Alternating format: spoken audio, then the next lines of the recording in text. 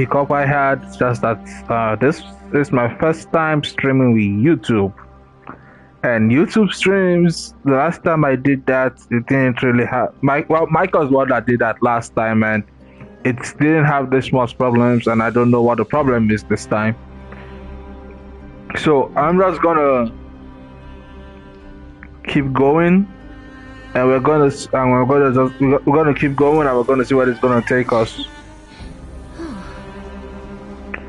Okay, so with that said, just give me 1 second, and I'm gonna make a few more things right. Trust me on this.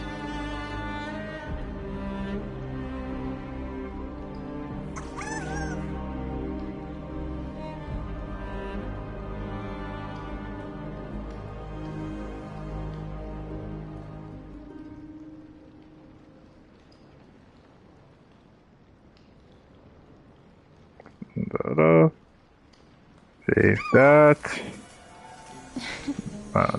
Age. Why are you giving me this picture though? This is not the picture I want you to be giving me. Okay. Okay.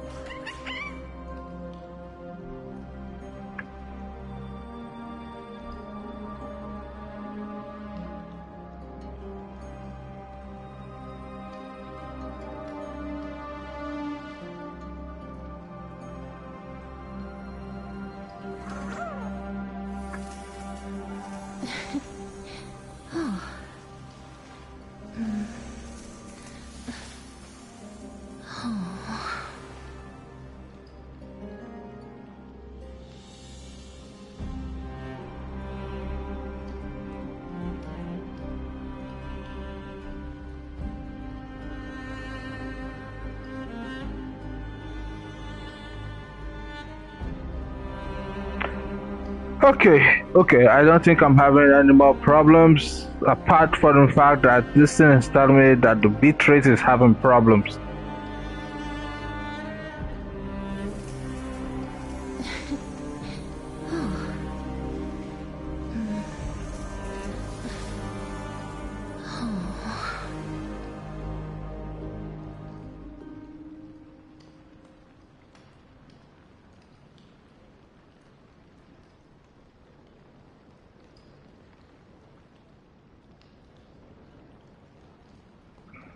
Okay.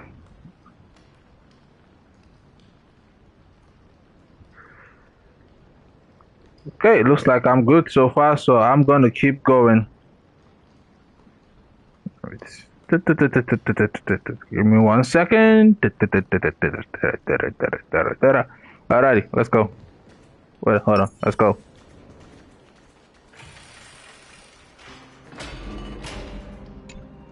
Please stay close to us.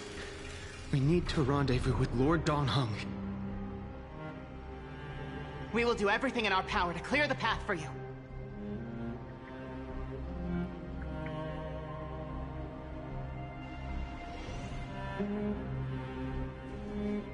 There he is! Lord Don Hung! Quick, we must assist him!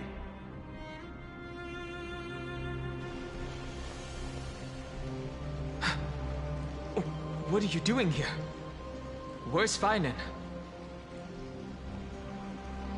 We are under Lord Phainon's orders to escort both of you to safety, no matter the cost. Leave this to me and the Holy City Guards. Zeph, take them and go. Wait, Namazani. That black-clad swordmaster. Something seems off. At some point earlier, they suddenly froze in place, not moving at all, like some kind of omen. No! Don't get too close. That thing's black flames are burning hot. I don't know what's happening, but leaving is the best option. I don't know which demigod graced us with this miracle. Please, come with us. Okay, that's... Phainon. Is he going to be alright? Believe in his resolve to save Akuman.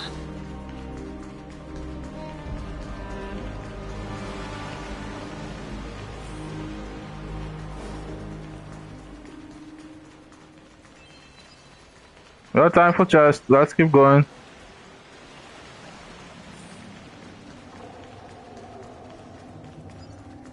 And what's in it?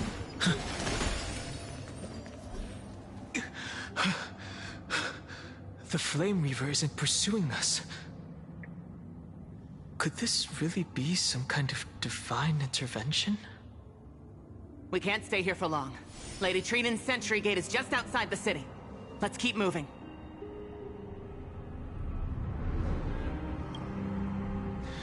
I agree.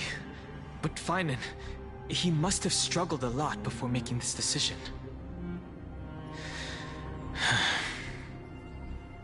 For now, let's get back in contact with the Express and plan our next move.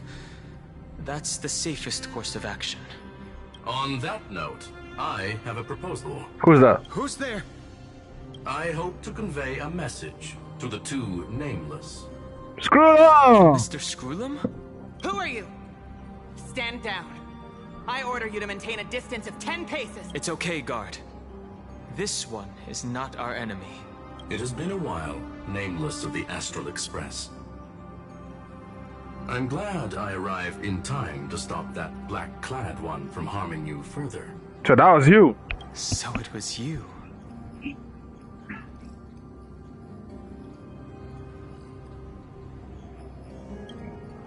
It was fortunate we found you in time. Madam Herta and I were both quite relieved. You two know this anti-Catharin? Does he come from the same people as Counselor Lygus? Don't worry, guard. This gentleman is an ally of the Trailblaze. Would you mind giving us a moment to speak in private? Of course. We'll wait nearby. Please, stay safe. I fully understand your situation. For now, the only thing I can do is temporarily freeze that black-clad one in place. Time is limited, so I'll keep this brief. The place where you stand, Amphoreus, is a world constructed from data and memoria, an experimental field of a certain eon. And now, this isolated sandbox world is rapidly falling into a third path: destruction. Destruction. Conclusion: if Amphoreus continues unchecked on this course, a Lord Ravager will complete its evolution and metamorphosis, and emerge from the surging tides. The cosmos as we know it will suffer irreversible consequences.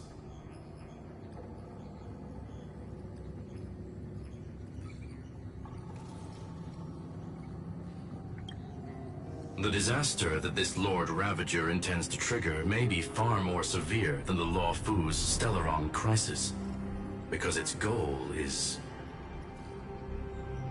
the Eon of Erudition. Putting aside the complex details of the inferences involved, I have a request to make. For one of you nameless to stay behind on Amphoreus, acting as an informant, in order to prevent the wrath of destruction from ravaging the cosmos. This world is enveloped in a firewall that defies explanation, and the flow of time here is also different from reality. Madam Herta and I can only tear open a gap and project images inside. However, the accidental crash landing of the express car notwithstanding, both of you were able to successfully land here. There must be some principle behind this we have yet to fully grasp. It will take time to uncover the reason. Before then, if one of the Nameless is willing to stay and witness the fate of this world, or to push it along when necessary, it would be of great assistance.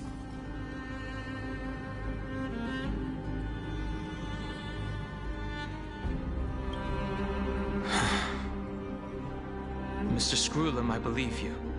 So I only have one thing I'd like to confirm with you. As Amphoreus is already facing its end, how can we guarantee the safety of the person who stays behind? Look at this, if you would. This curio is called a chronocognitive anchor. The two of you may view it as a kind of space anchor in the world of erudition. As long as you carry it with you, your individual data structure will be protected and will remain unaffected by the influence of digital tsunamis. When required, it can also serve as a bridge for communications between the internal and external world.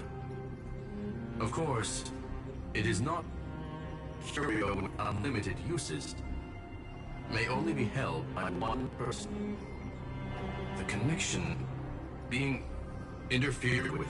Decide quickly as possible. Please do. 2 final messages. 1.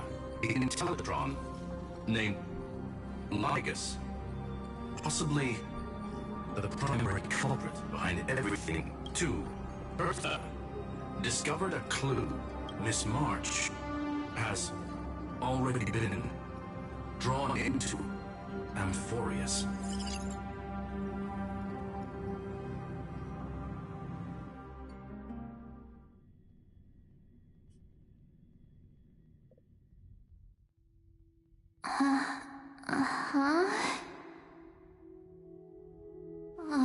Cold.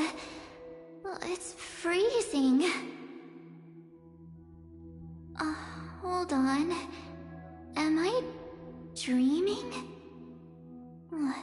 This is way too strange.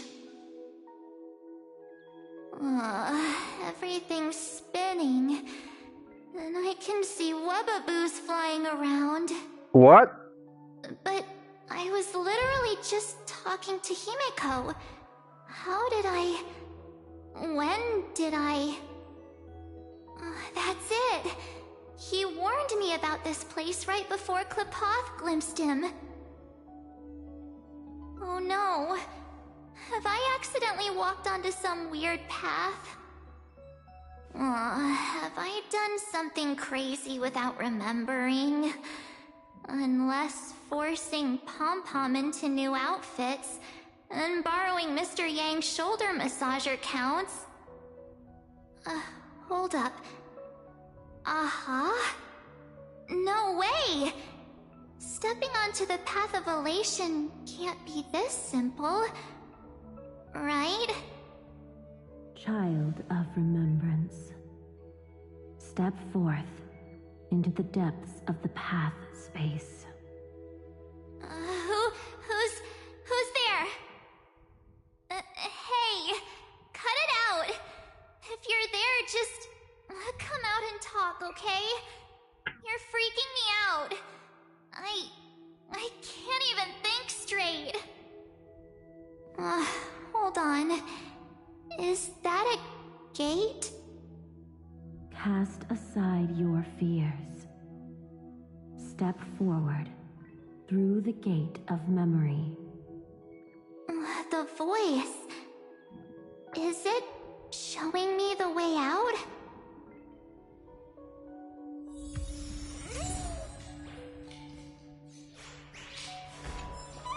Okay, let's see what's going on here. No, don't fall for it. They're lying to you.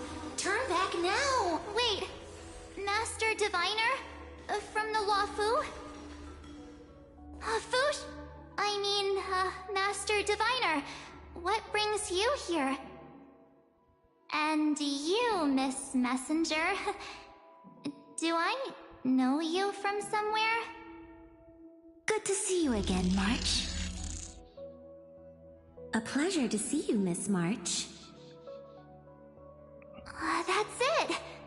Master Diviner used the Matrix of Prescience to help me search for my memories. And you, Miss Messenger, we met in that memory space. You said to me, "The value of your life does not lie in what happened in the past, but in the present and the future. Your memory serves you well. March, I conducted some experiments with the 6-phase ice you left us. Thanks to the Garden of Recollection, the Matrix of Prescience has made a breakthrough in extrapolating the past. Now, we might be able to bypass the obstacles and look directly into your history. The Master Diviner is right. Continue down this path, and you'll be able to find your lost memories at the end. Since we last met, you've grown much alongside the Trailblaze. You should be strong enough now to bear the weight of your past. Well, there goes my Ice Princess fairy tale. I need to know, Master Diviner, Miss Messenger, this isn't just another dream, is it? If this is real, why reach out to me at this exact moment?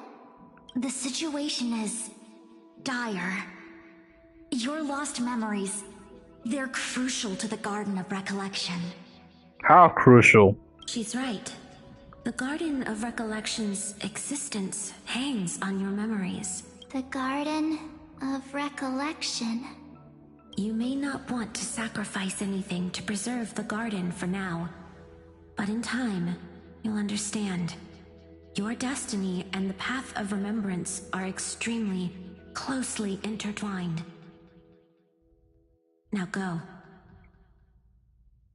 So, I just walk through that gate? This way, March. Your past awaits beyond the Gate of Memory. Stop! They're just mimicking people from your memories! Don't let those bad people deceive you! The gate. Now it's... you two?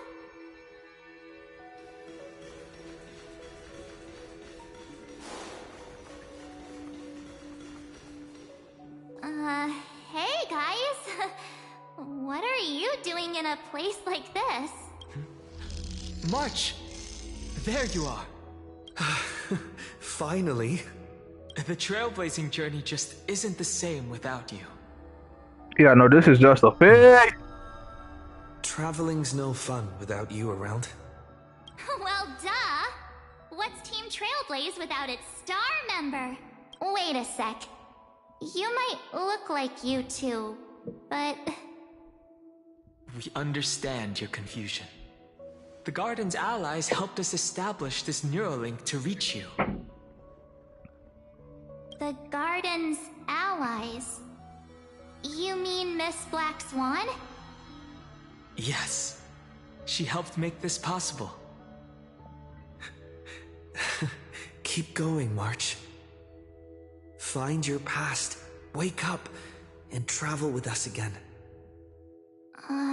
Oh, welcome, second viewer. Thank you for joining me. That sounds really tempting. Hey. Finding my past and continuing to trailblaze new worlds with you? Trust in yourself, March. It's gotten us this far, hasn't it? Follow us. Oh, I'm back to one Let's go person? through that gate together. Step into your past, March. Nah. Find your true self. I feel like I don't want to move. But I have to continue the story, so let's just do that.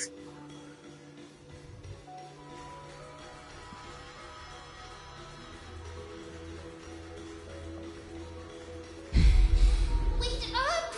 Slow down! Those words sound so sweet. But keep your eyes open! Don't let them fool you!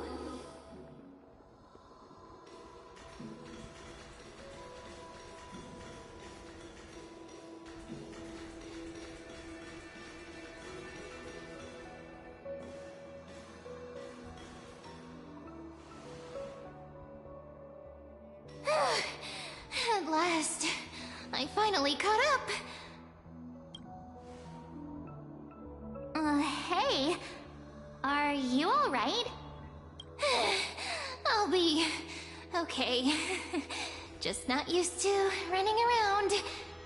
Say, March, got a moment to talk before you make your decision? Wait, that was you? Pushing the gate away? Sending those warnings? Yep, named Cyrene. It means ripples of past reverie. Easy to remember, right?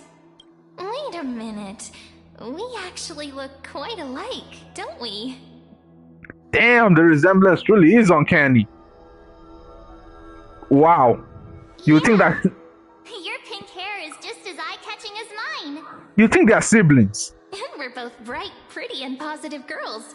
Talk about coincidence. Just that she's shorter and she's taller. Wow, you're quite the smooth talker.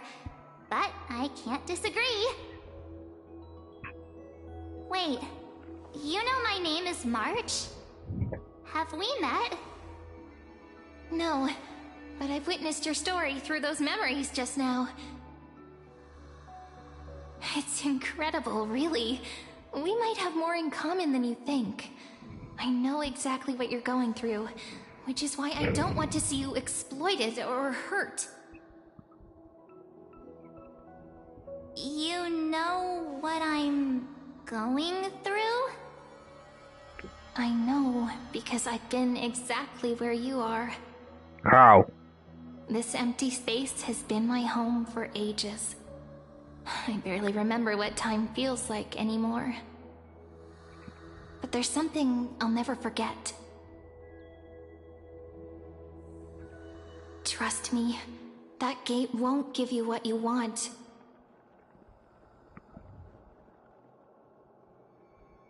You mean those people? They're lying? Luring me into a trap? Yes, convincing, weren't they? They've studied your memories, using your deepest wishes against you. How dare they manipulate a young girl's feelings like that?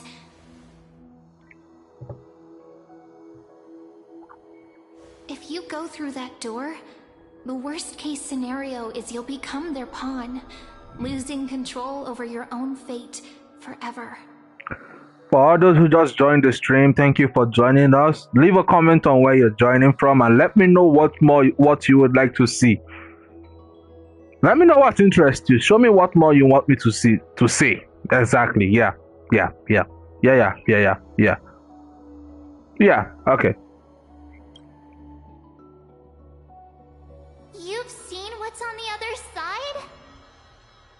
I may be stuck here with missing memories like you, but I still recall fragments of my homeland where I grew up.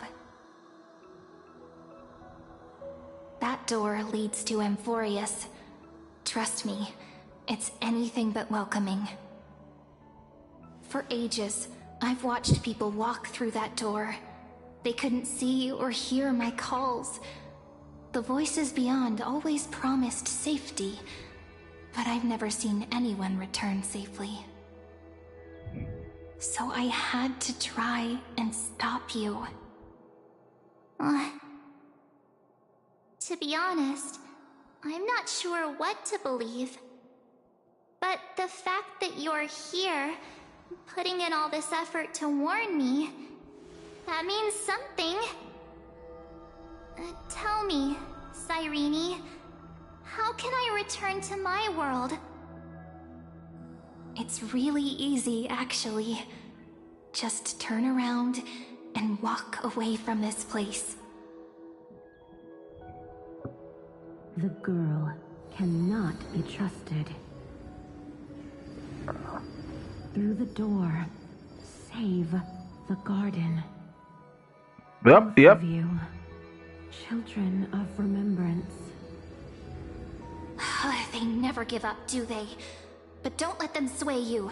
Stick to your path. The return journey could take ages, longer than most lives.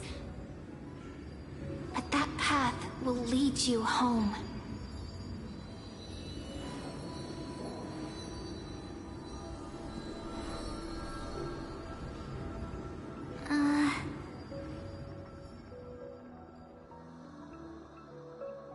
Thank you, Cyrene.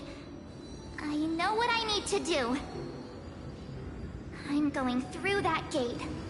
Into Amphoreus. Are you serious? Wait, what? You crazy? Don't worry. I believe you. It's just that, for me, the only place I can call home is right beside my friends.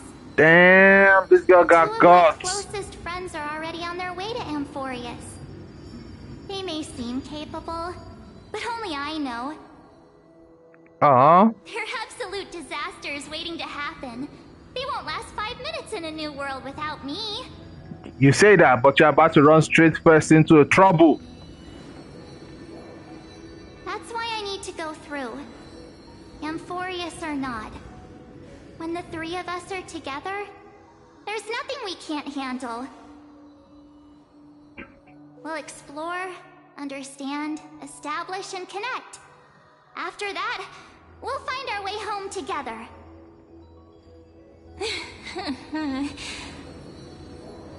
I see. You've got people who mean the world to you, too. That is so heartwarming. March, if that's what you've decided, you have my full support. Birds of a feather we are. Looking all sweet and innocent, but with hearts of fire. Oh, stop. You're making me blush. Well then, I guess this is it.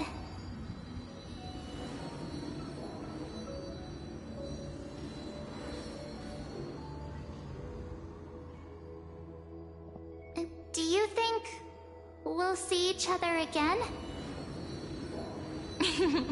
Who knows? But don't worry about me. After all this time here, I've grown quite used to chatting with my imaginary friends.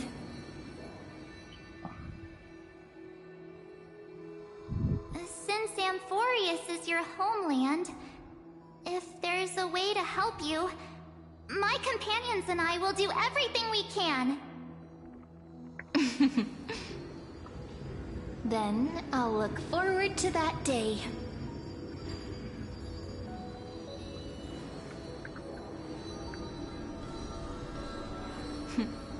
Your story awaits, March. Make it an epic one.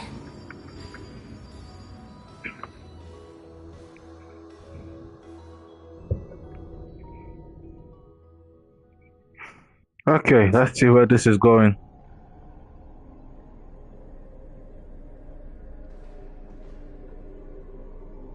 You okay there, friend?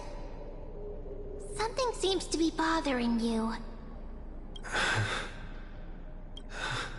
The vortex of Genesis. We made it back. Even this place has changed. Phainon. Is he ready for Era Nova?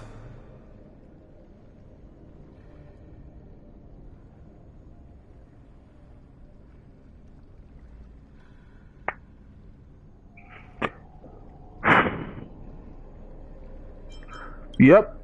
Yeah, we've come such a long way.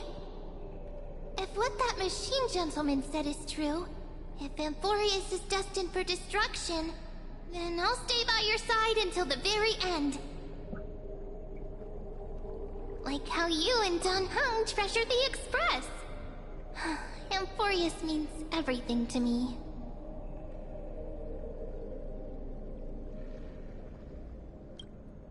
Right. Time to see the last core flame restored.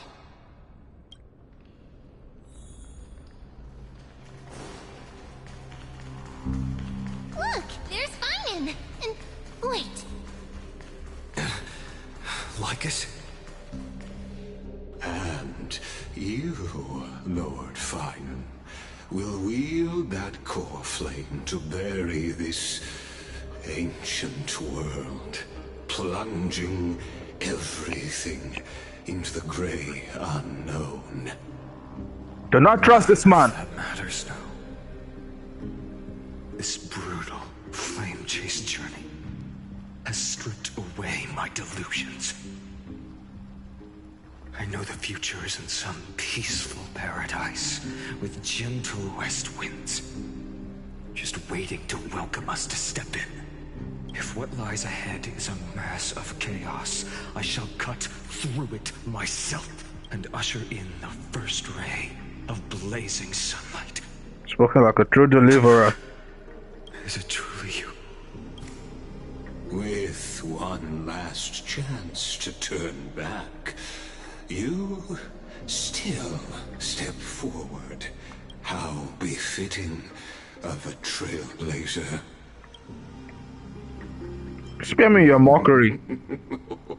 You misunderstand. As our world nears its end, the ones who walk the infinite paths have embraced their destiny. As the Theoros, it is my duty to witness the world's future and oversee this final core flame ritual on their behalf. The trial of world-bearing, the ritual of Era Nova.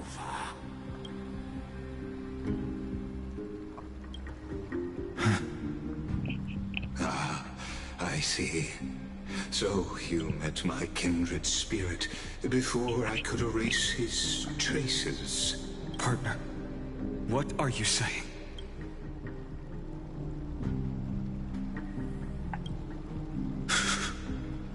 I've had my suspicions. How does a native Antikytheran know so much about repairing vehicles from beyond the sky?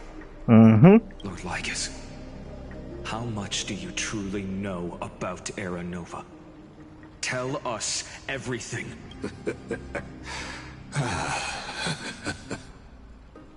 Very well.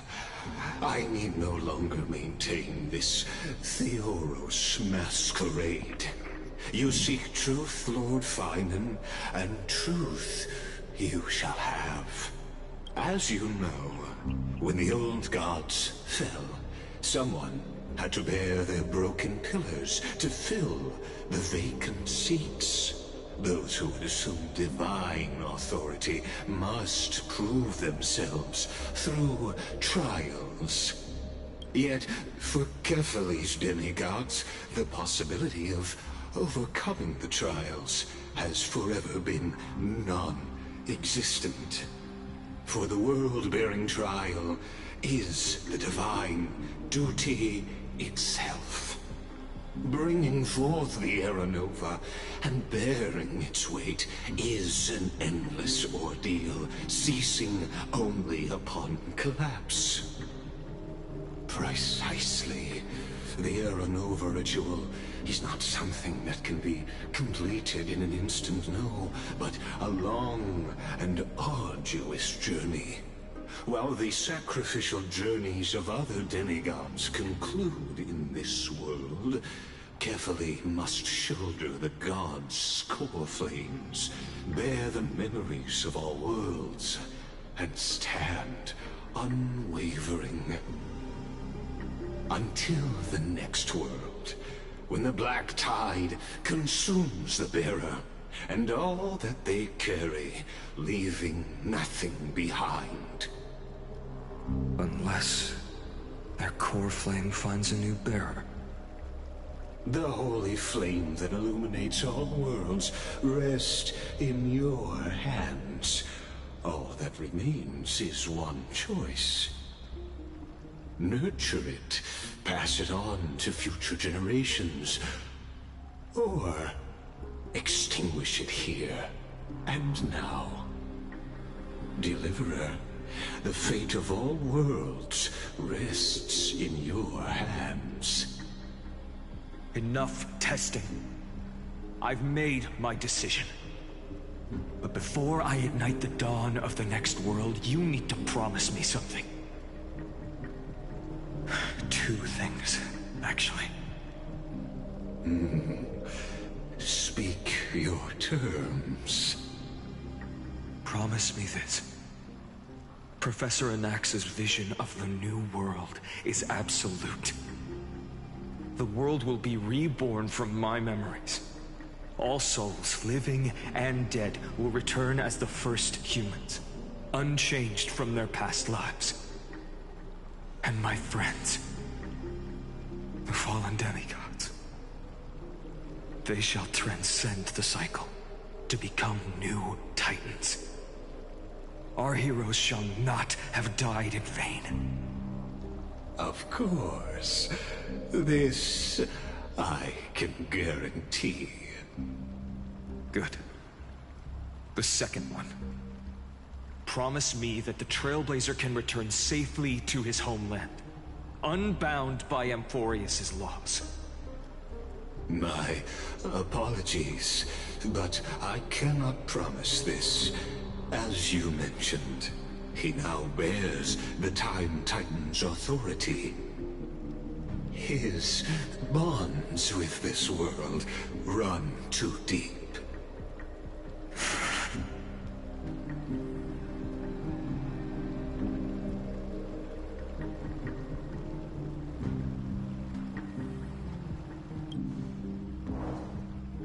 Well, I stand corrected. An outsider like him does have ways to defy destiny. Thank you, my friend, for everything you've done for this world. Though the next world may not remember, I shall never forget. As the Theoros, I declare, Amphoreus has determined her path. Step forward, heroes. Follow her path and see it through.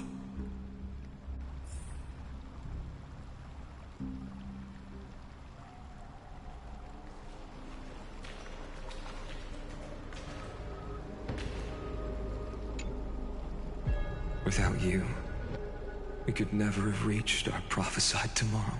Thank you for walking this path with me to the end. Behold, oh gods, Amphoreus has achieved her victory, and the Era Nova approaches. The radiant soul has arrived, having walked through the bustling nights, bearing the golden fire and blood, stepping with pride into daylight. He is the pure child, walking upon the path of yesterday, today, and tomorrow. He is the first to be born, first to be named among the nameless. Eternal in form, limitless in reach. He treads the endless night underfoot.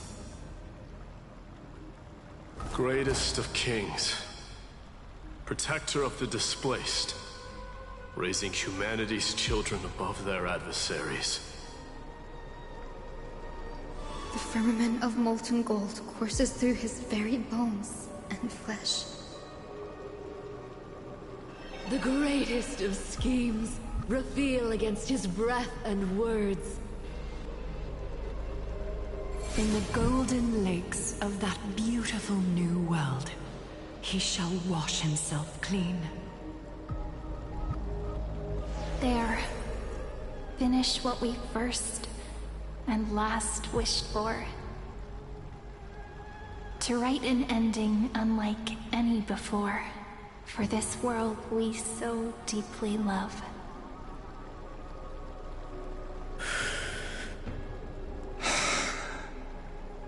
Come, partner. Join me.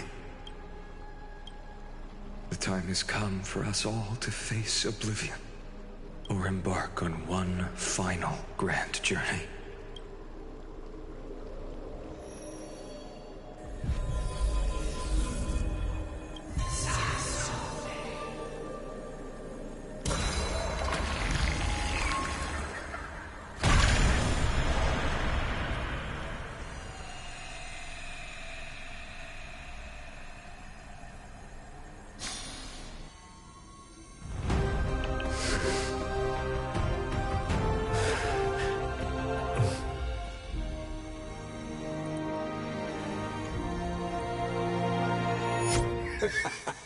What a magnificent and epic adventure.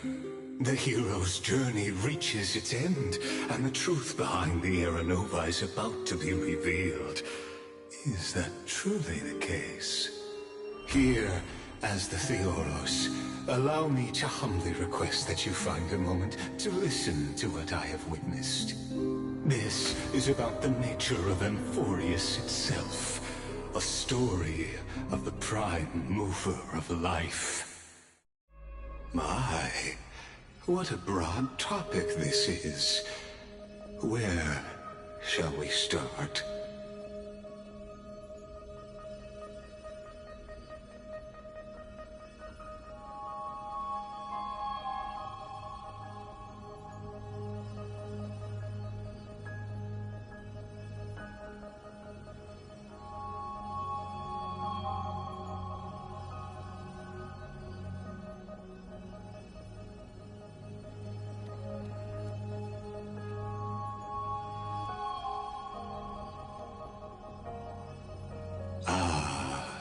Got it.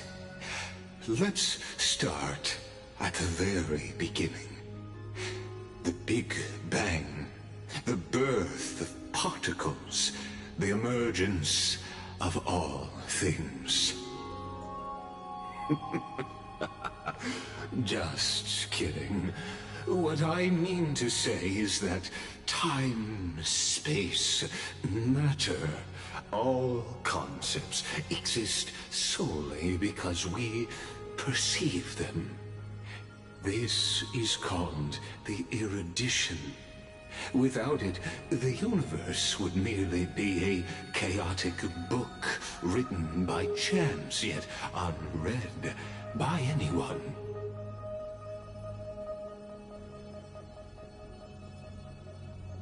As your acquaintance, Lord Anaxagoras, suggested, everything in Amphoreus exists through new spores, living in the memories of those yet to come.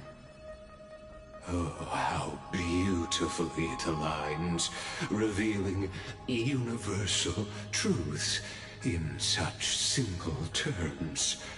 Only he could solve the riddle of what exactly are we?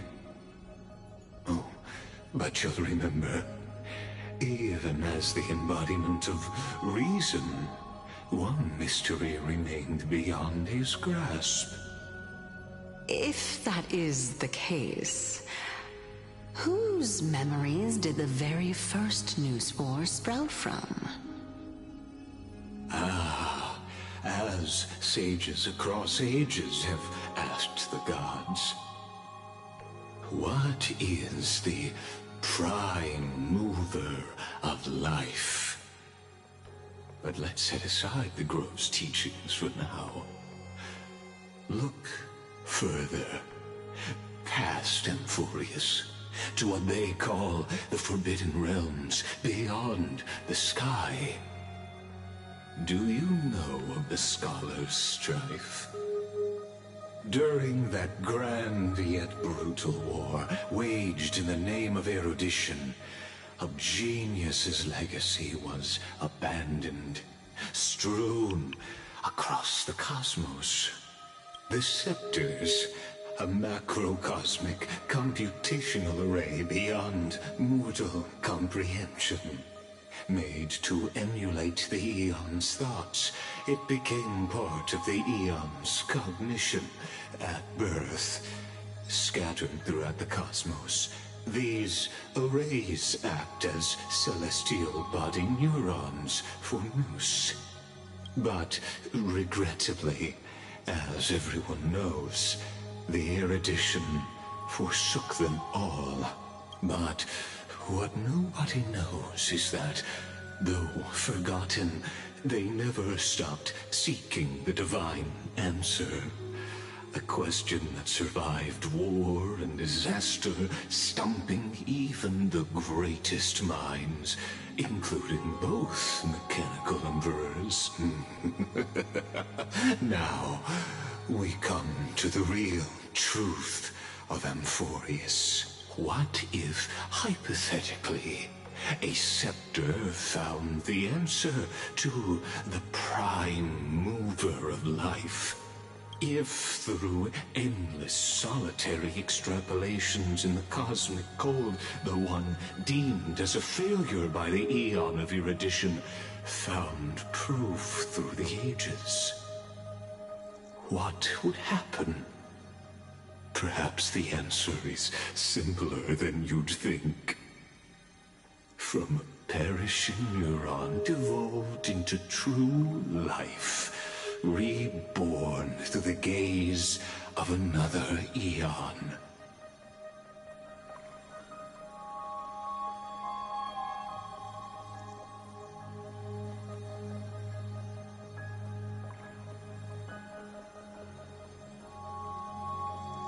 This is a tale from the distant past, unknown to all, even unheard by the greatest geniuses. The picture behind him, that's Iron Tomb.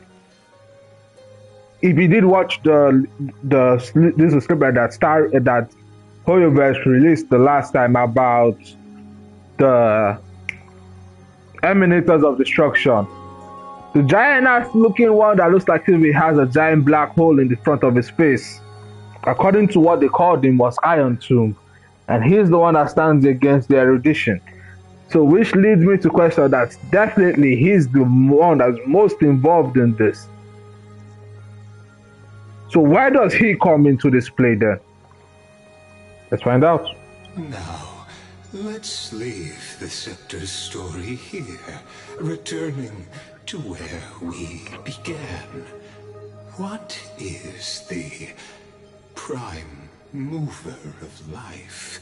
Actually, you know the answer better than you realize. It's been by your side, accompanying you throughout this long journey. Right now, it awaits you ahead. In that brave new world, beyond the end of Genesis.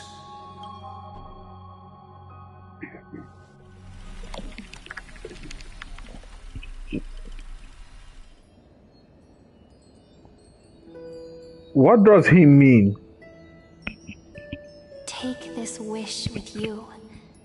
Be the one who begins it all. As the prophecy foretold, you will bear the blazing sun until the pale dawn breaks.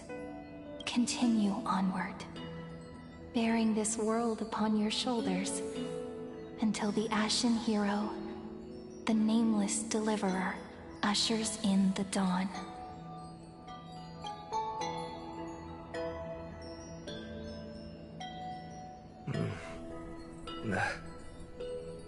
Such an odd dream. Strange. Like I've dreamed this before, but it all slips away when I wake. Only a voice remains. Who was that?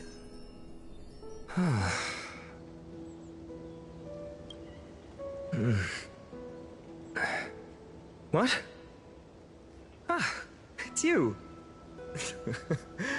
Whoops, I fell asleep there. What a strange dream I had. It's gone now, though.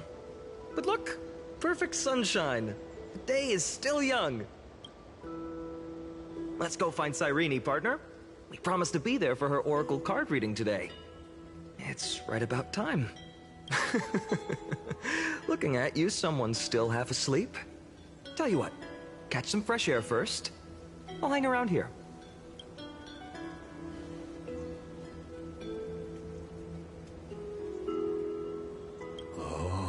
Beautiful, isn't it? This is Ide Silesii, home of the nameless hero who carried Kephale's core flame. When he was young and innocent, he had heroic dreams, imagining his wooden sword was forged of iron. Pretending the straw dummy propped up by a wooden pole was a giant with a single blood vessel running from spine to heel. Dreaming of slaying the giant and becoming a hero to save the world, though to his young mind, the world was just this small village.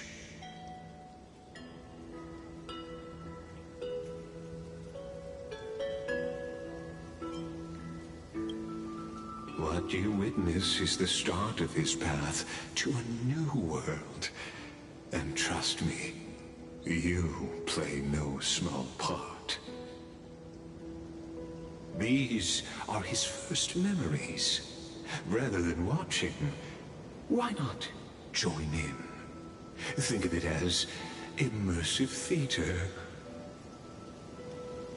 Become his lifelong closest friend, witnessing his hero's journey from the best seat in the house, as the nameless hero whose unwavering guidance shaped Phainon's destiny, yet whose name was never recorded in Amphoreus' history.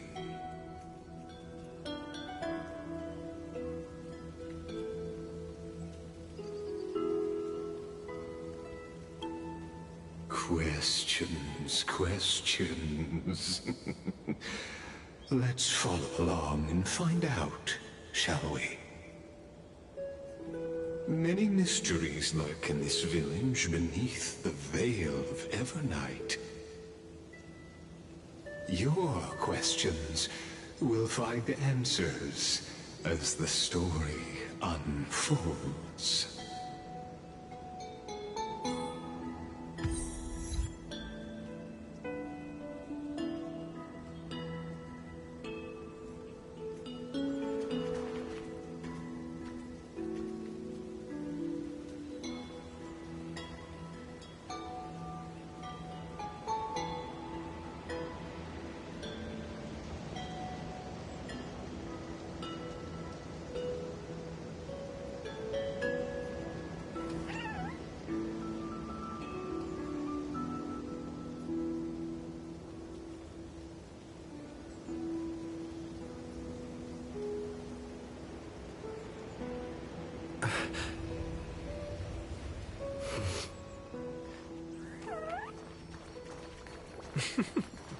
All awake now? Great. Phainon! Show me how to use a sword like you do! Hey, Phainon! Where are you headed? No Cyrene today?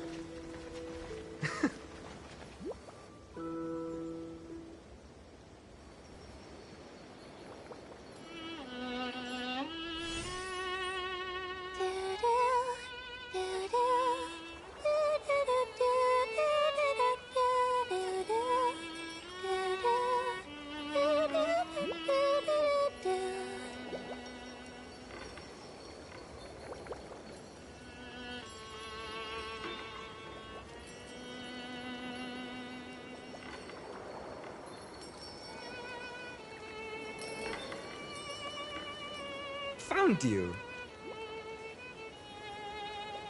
That's...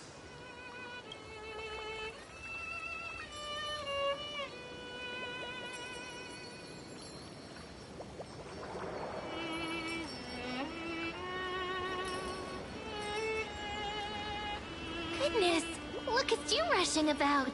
You've got the poor swing all startled. Hmm?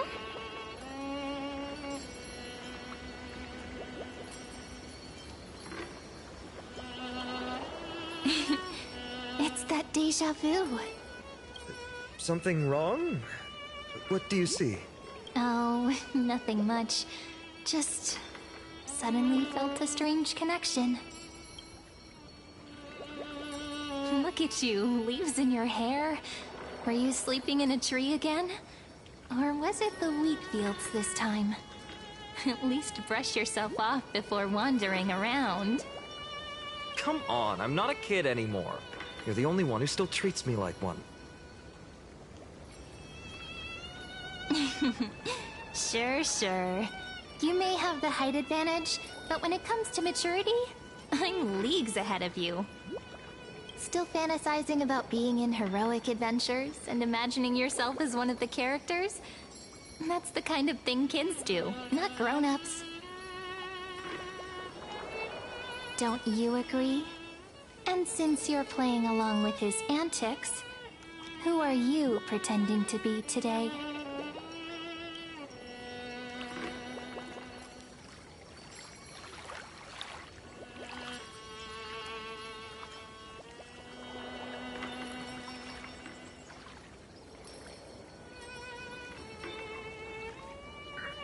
It has to be the Galactic Baseballer. It can't be nothing more than the Galactic Baseballer. Come on.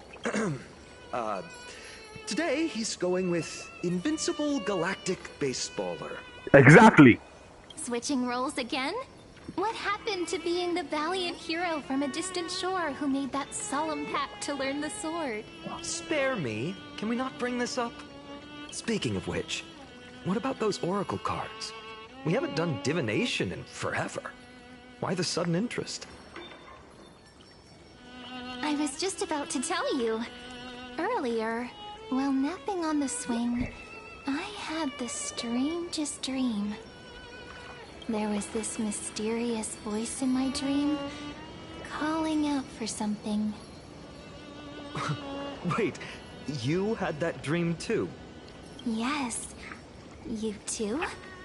That would explain this lingering sense of unease. Which made me think of those old oracle cards I used to play with as a kid. Though the Ornyx prophecies were always hit or miss. Yeah, all the kids would get so excited drawing cards like ruler or warrior, but throw fits over devil or drunkard and demand a redo. If you just redo it when you don't like the result, what's the point of divination?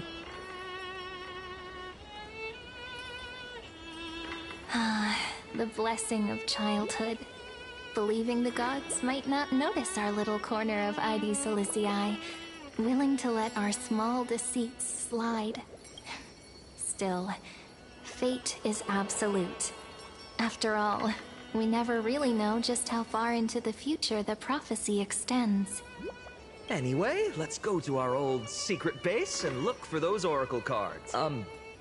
Now, where did we hide those? I can think of a few spots. Let's go check it out. In a village this size, I bet all our childhood treasures are exactly where we hid them. Mm-hmm. Time must be keeping them safe for us.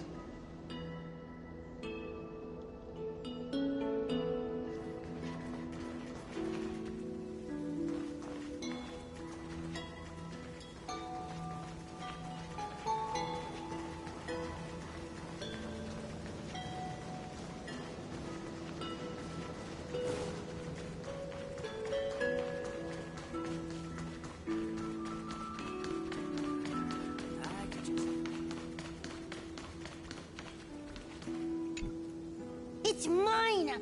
I caught it fair and square! You did not! It's mine! Phainon! Cyrene! Come quick! Look at this huge bottle I just caught! Give it here! My rod might catch! I only let you borrow it, remember? What's got you two so worked up? Here, show me.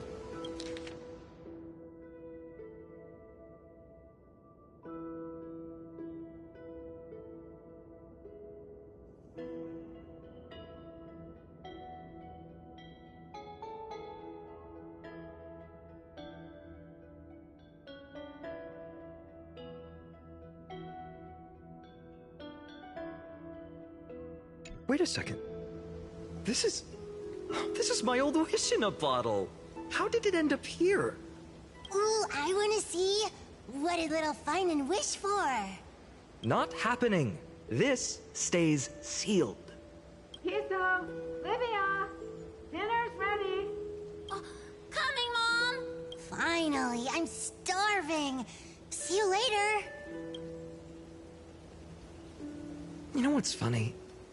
I really thought tossing that bottle into the sea would carry our wishes beyond Id Solicii. Maybe even bring something back to us. Never thought the waves would end up pushing it back ashore.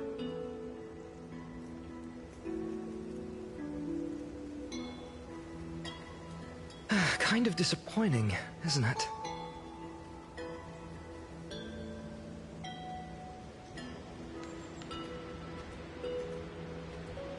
Next place. That's interesting. I don't know what's going on, but I'm not going to do anything yet. Let's head to the barn.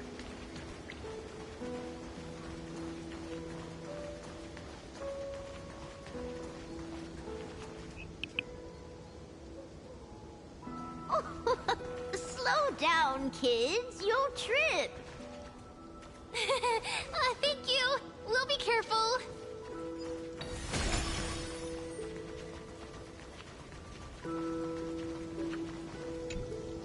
In the sunlit barn, amid the scent of ripened wheat, they found various fruits hoarded by squirrels. And a wooden figurine, missing arms and legs. My unfinished little soldier? After all these years! Hey, this is the one Mrs. Pythias confiscated. Finally back in my hands. Phainon, Cyrene, where are you two headed? Speak of the devil. Mrs. Pythias, is school out already? No classes today. This morning, I used fallen leaves for a reading, seeking Orynyx's wisdom. They warned of potential injuries, so I gave everyone a holiday. Besides, it's harvest season. There's plenty of other work to be done, even without classes. With you being our only teacher in ID Silicii, you must be working so hard. Anything for my students. I don't mind the work. When you travel far from here, you must visit the Grove of Epiphany for me, to see what a true haven of wisdom looks like. By the way, what are you looking for in here? You've been searching quite thoroughly.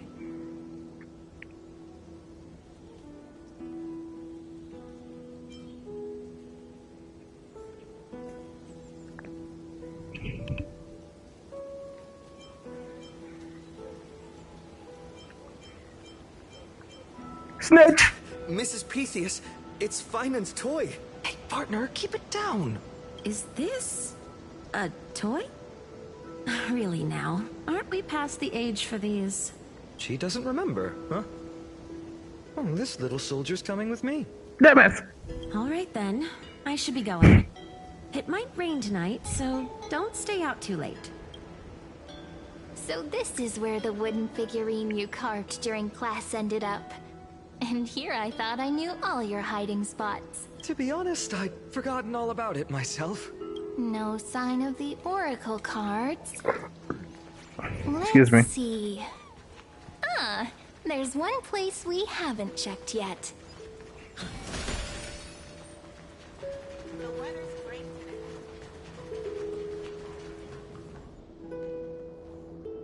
today. Well, those were the days. We'd always meet either by that statue in the village or right here. Right? And I remember you never used the front door when you wanted me to come play. You always climbed over the wall. You were such mischief makers, just like a certain someone who has a habit of showing up unexpectedly. Right?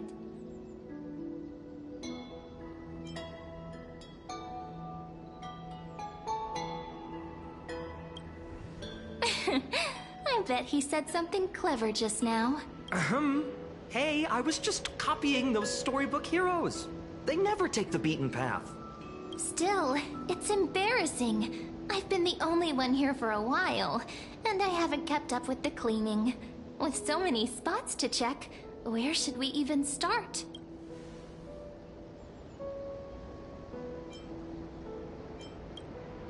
Come to think of it, I haven't checked the roof in forever.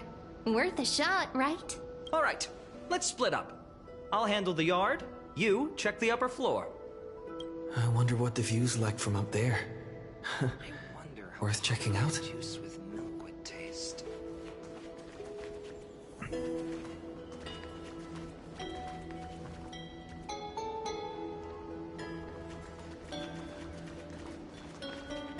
Yeah, this man just say he wonders how pomegranate juice with milk would taste. Leave this to me, partner. Okay, that's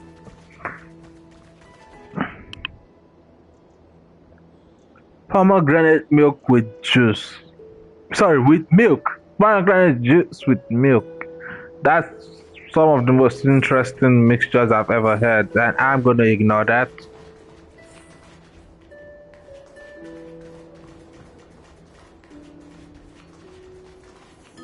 The girl before you carries an air of mystery. Her secrets elusive, yet her demeanor toward you is exceptionally warm. You can't help but wonder, could there really be some kind of mental connection? The view here hasn't changed a bit. You know, besides the swing under the big tree, this has to be my favorite spot in all of ID Silicii.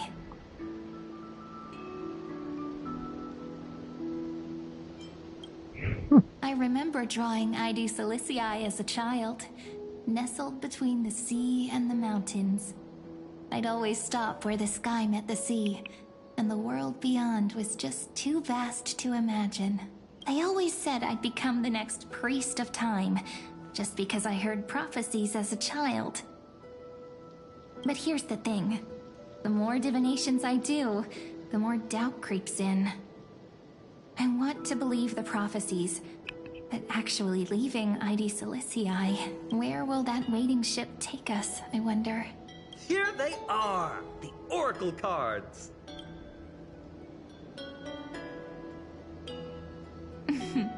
Guess reminiscing makes us take our time, doesn't it? There we go. Looks like the gods do listen to our thoughts. Here it is! This is the box where we kept the cards. But the cards are gone. Who could have taken them? Huh? What's this underneath?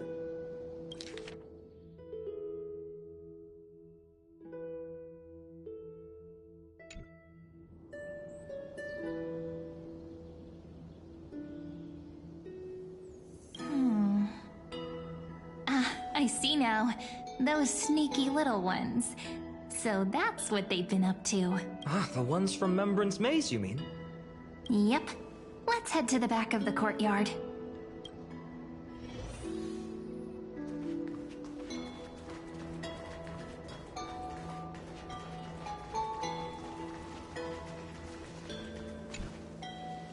The entrance should be around here somewhere. Right here. The path to the maze is hidden under all these weeds. It's been too long since we visited the fairies. Did you forget? We used to visit them all the time when we were little. All right, let's do this. These weeds need to go.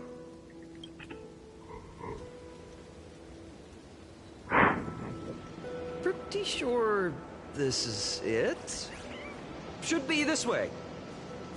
There it is! The entrance! That hollow in the tree.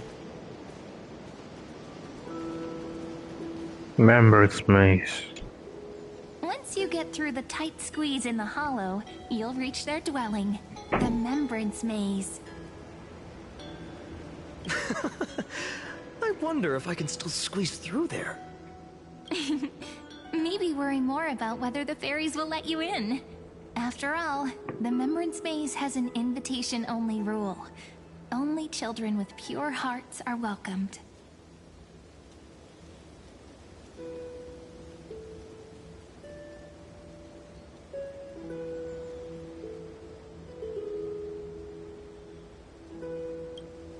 Getting approved by the maze's fairies was like our childhood badge of honor. Regardless, how about we try getting through the hollow first? After you, then. What? Oh, sure, I'll go first.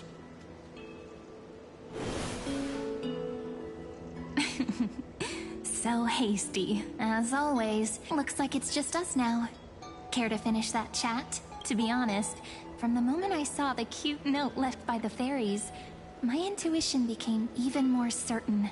Perhaps when we step into the maze again after all these years, the wheels of fate will finally start turning. What makes you say that? Just a girl's intuition. But you know what? Even if fate is set on its path, no matter where it steers the world, if we're together, there's nothing to worry about, right? So, if you're willing... forget it. If the wheels do begin to turn, that's when I'll make my request.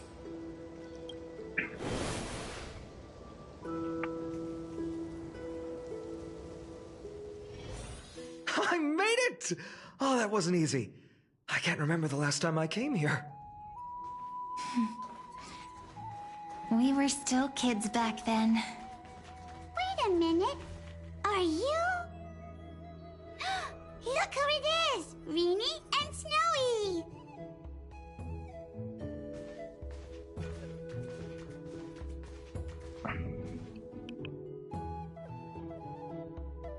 Hold on. Why does that look like... Mem! Look who's finally back, Memmy! Snowy, you've grown so tall and dashing. I couldn't even tell it was you at first. We had to grow up. Sometime. But look at Rini. She hasn't changed one bit. How fascinating. Perhaps I'm like you, Rayleigh Mem. Just another fairy of the maze.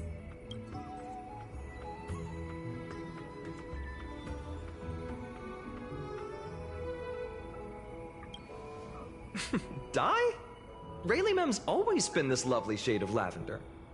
Doly Mem, Rayleigh Mem, Mealy Mem, Folly Mem. I've missed these cute little troublemakers.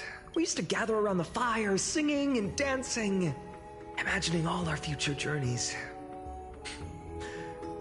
Without coming back here, those memories might have faded away entirely. Oh, how could you, Snowy? You swore you wouldn't forget about us. But you were gone so long, you almost did! Oh, he's just copying those bards from his stories, being all melodramatic. He couldn't forget about you all, even if he tried. Actually, we're here for the Oracle cards. Have you seen them? Oh, the Oracle cards! Right. The Chief asked us to get those. Chief? You mean Doly Mem? What do they need the cards for? If they want a reading, they could just ask me. Oh, I'm not sure. But Chief specifically wanted to meet with you all. Let's see. They should be... That's it! This way, everyone! Watch your step. The trunk's slippery.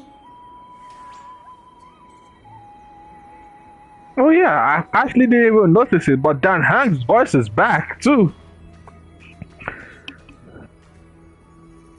It's funny, I was so interested in the problems I was having, plus starting the entire thing, that I didn't notice that the man started talking again. Let's just keep going.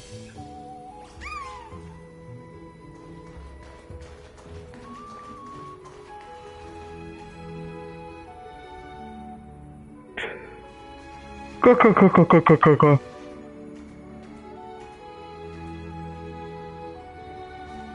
Yo, what? Wait, what? Oh, okay.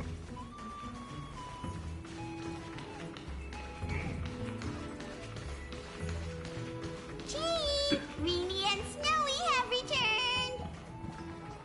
Why do leaves and branches grow?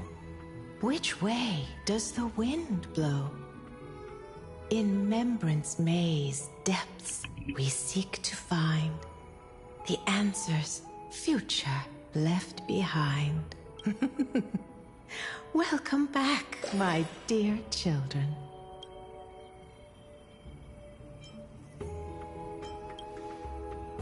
Right? Though Doly Mem always says they're just songs, not poetry. Oh, Chief, you haven't changed a bit.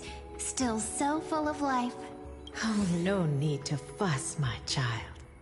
You haven't forgotten, have you? As long as our songs are sung, the children of the maze will live on, just as our paths stay forever linked. Here, take it. I'm sorry I had to resort to such methods to bring you here. My book of oracle cards. Thank you for keeping it safe. You know, you can always just ask if you want me to divine something.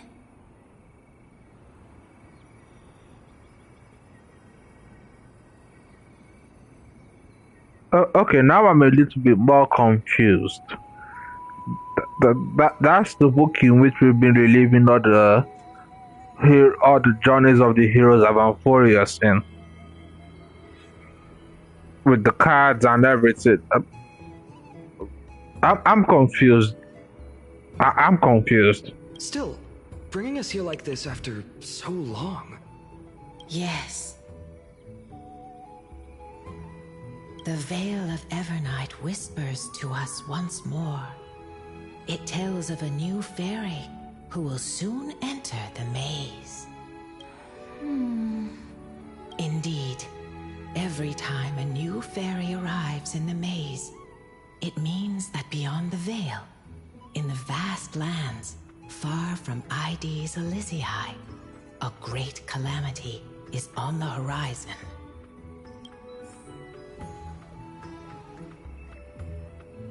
But if that's the case, our journey... will have to be cancelled.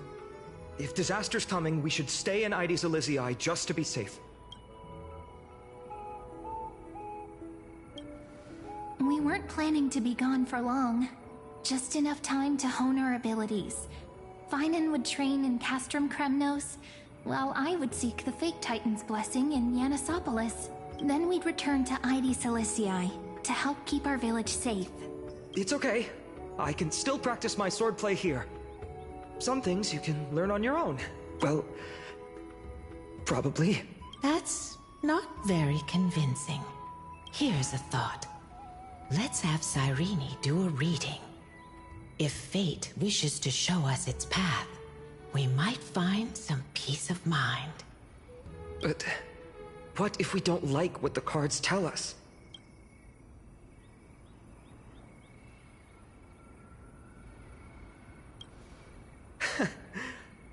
Never thought of doing it that way before. Thanks, partner. We'll do it your way. Whatever the cards show, we'll face it together. Ask with a true heart, and truth shall answer in kind. Close your eyes, and let's open the oracle card book together. Let your thoughts flow like stars drifting on the river, carried by fireflies and gentle winds. Your destinies flowing towards the same future. Now, shall we begin? Oh my. The cards are quite responsive today. Very well. Let's see what future the oracle cards wish to show us.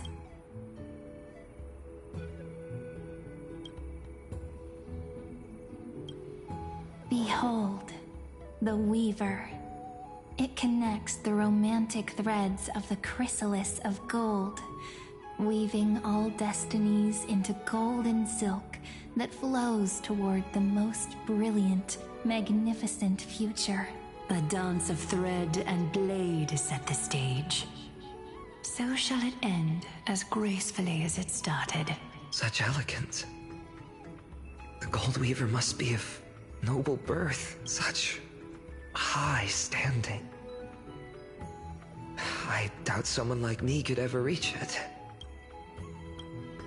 This is the gatekeeper, who guides people to their true path among myriad passages. We have surrendered our countless senses, dedicating ourselves to the sacred whispers within the temple. Wait. It almost feels like I can hear the echoes within a temple. And are those children singing? It feels overwhelmingly solemn, yet strangely comforting. The ruler stands for discipline, authority, and glory, but frequently also points to isolation and warfare. Even should you pledge your loyalty to me as the last sovereign, the glory shall be mine and mine alone. He who has slain a king can no longer bear the title. Let the withering lion walk his last path alone. Is this showing us a ruler who forsook their people? Stories of such bloodshed like this feel so different from Heidi's Elysiae. But they sure can stir the imagination. Ah, the Traveler. Our little trickster. Always hiding behind other cards, disguising itself. What a rare catch. Over here! Or perhaps here! Gotcha! You'll have to be quicker than that. A teasing voice. Just like a child playing hide and seek. Surely only a master of mischief could pick up this card. This card, the Servant, is surprisingly light, bearing the cool scent of Antilla flowers, just like starlight. It symbolizes new life and hope, yet often brings to mind struggles, sadness, and loss. These precious flowers I care for with my own hands. Are they destined to bloom only in death's embrace? It sounds so solemn, yet tinged with an inescapable sorrow.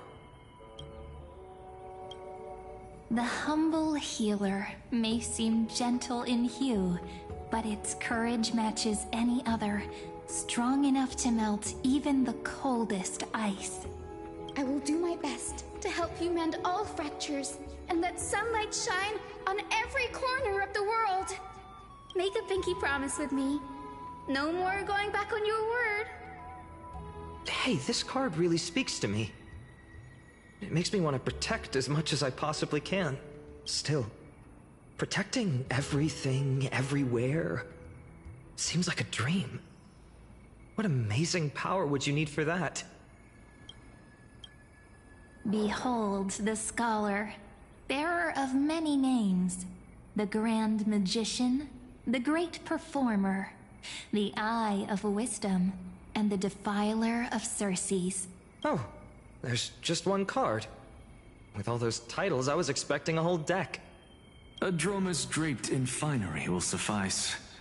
It's succinct enough to best summarize my true nature. Wait, what's with that condescending tone? It's almost as if it knows what we're about to say. The Deliverer. According to the tripartite prophecy, this card means absolute harmony and perfection. In fact, it's the only oracle card without a dark side. I like how powerful and solemn that sounds. The Deliverer. The Deliverer, there.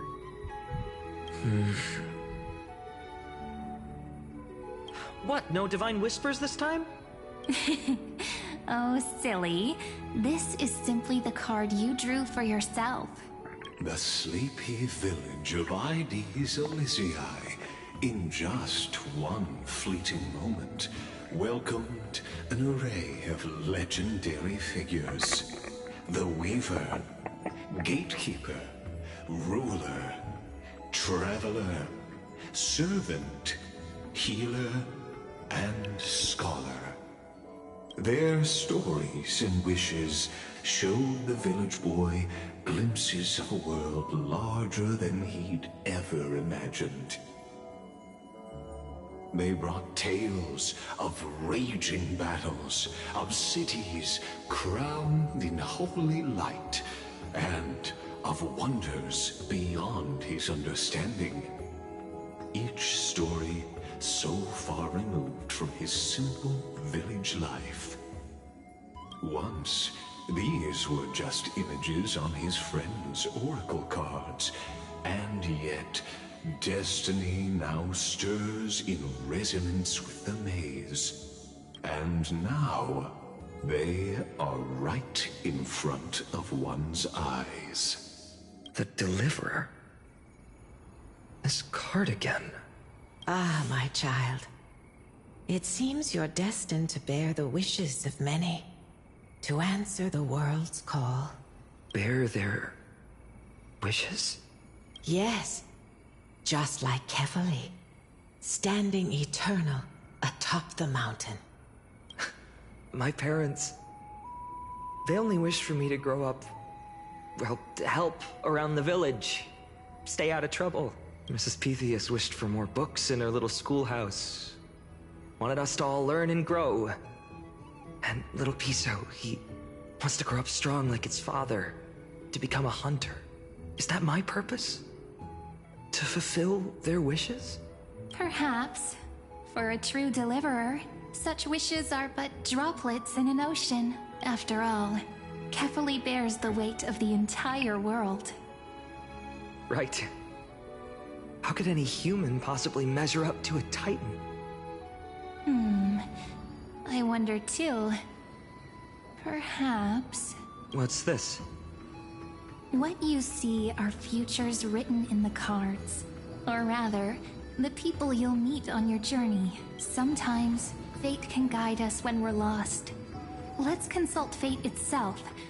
Maybe then we'll know why we must take this path, and learn just how many burdens one must bear to become a true deliverer.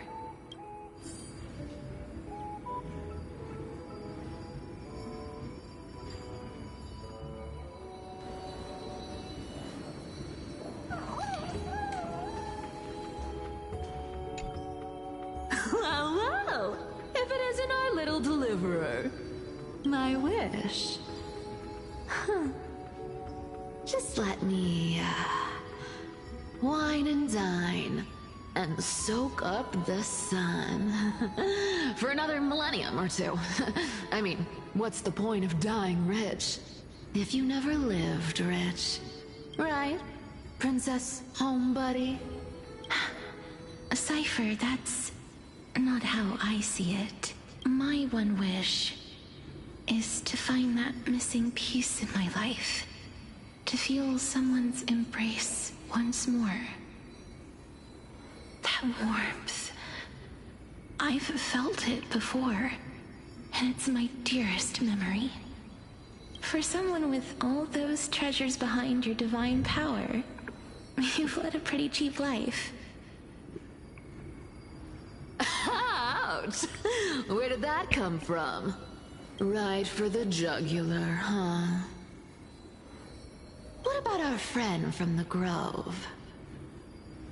My wish came true before I touched the sky. I transformed my healing power into gentle sunlight, distributing it equally to every life I cherished and loved. You two are so selfless, aren't you? No surprise Aglaia wanted you for the flame chase journey. You know what? I did have one wild dream. To know what it feels like being born a noble lady, drowning in riches. Just think, if I traded places with that seamstress, me in the mansion, her on the streets. I'd like to see if she'd still become the gold weaver then. Maybe I'd even take her place.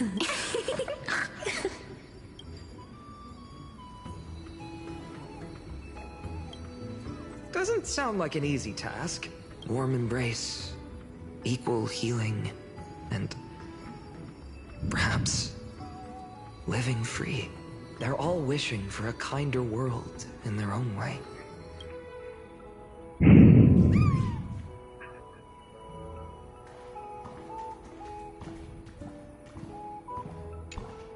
Personal wishes? I have none. Only the Aranuva matters. The world's rebirth. Yet, if I am to weave a new era, then it may be one where kindness and her cleaners shall never tread. These crawling parasites have no place in Akama. Especially not under the deceitful claim of human rule. That noble lady, the way she speaks, it's like ice in my veins.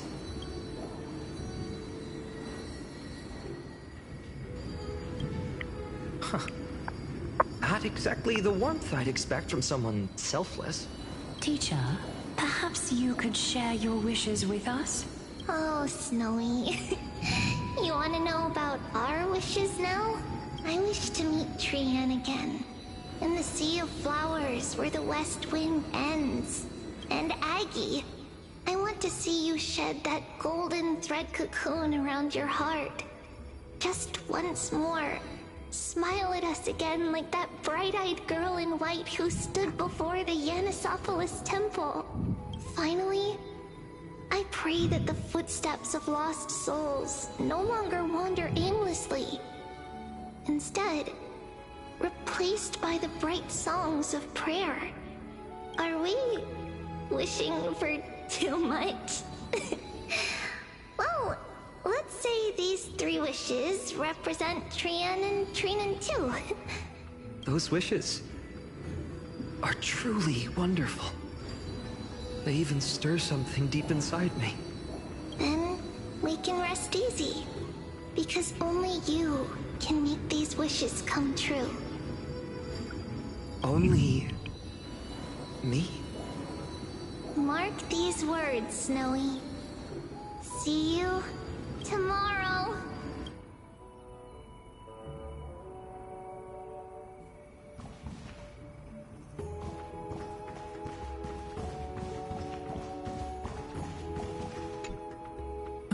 Phainon, my student.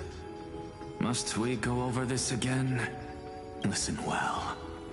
I detest the word wish. It reeks of mortals crawling before their gods. My life's work is done. All that remains is for you to take the final step and prove the ultimate truth.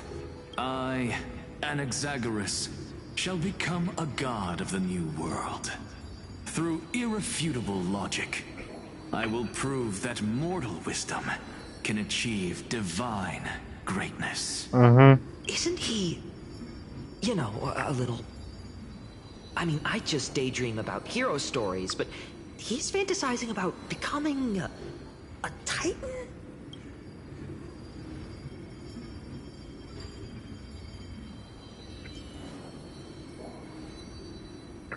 Let's not spoil too much. Come on, you're joking, right? Am I really being burdened with a dream that feels more like a fantasy? For that man, no dream is a fantasy.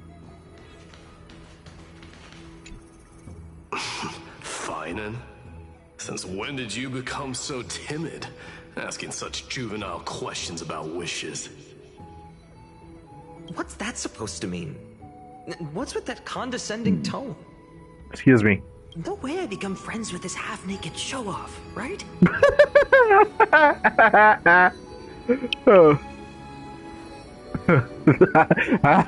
Half naked show off. Damn. What a name.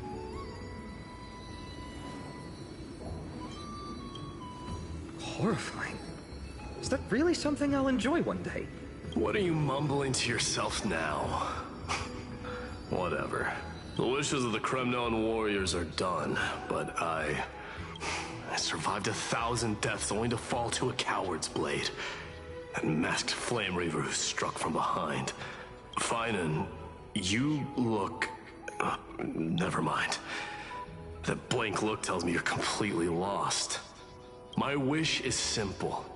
One honest duel. Face to face, blade to blade. Then I'll strip away that mask with my own hands. Simple man, simple wish. Nothing but violence and vengeance. This person's wish is nothing short of brutal. Still, those eyes burn with the noble pride I've read about. This wish, I shall not forget. A warrior is a simple man that only wishes for one thing. Battle, honor, that only wishes for 3 things. battle, honor, and glory. So, a warrior is a simple man with a simple wish. It's as easy as that. There is nothing too complicated about it. Let's go on.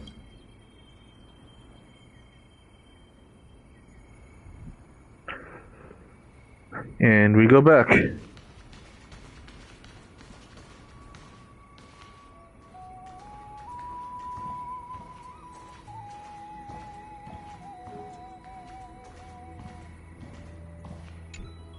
So tell me, has the uncertainty in your heart begun to fade?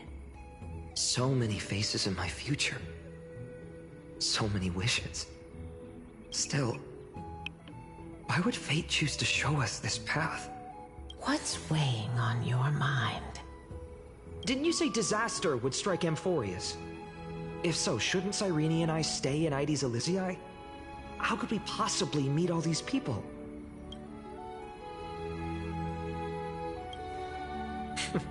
That's wonderfully optimistic. I like it. Cyrene, may I have that deliverer card? Of course. But why? Although those voices, visages, and wishes may seem far away now, I can't ignore the sense that something is calling me, bidding me to take a hold of it. Maybe its true weight can only be known once it's in my grasp. In that case,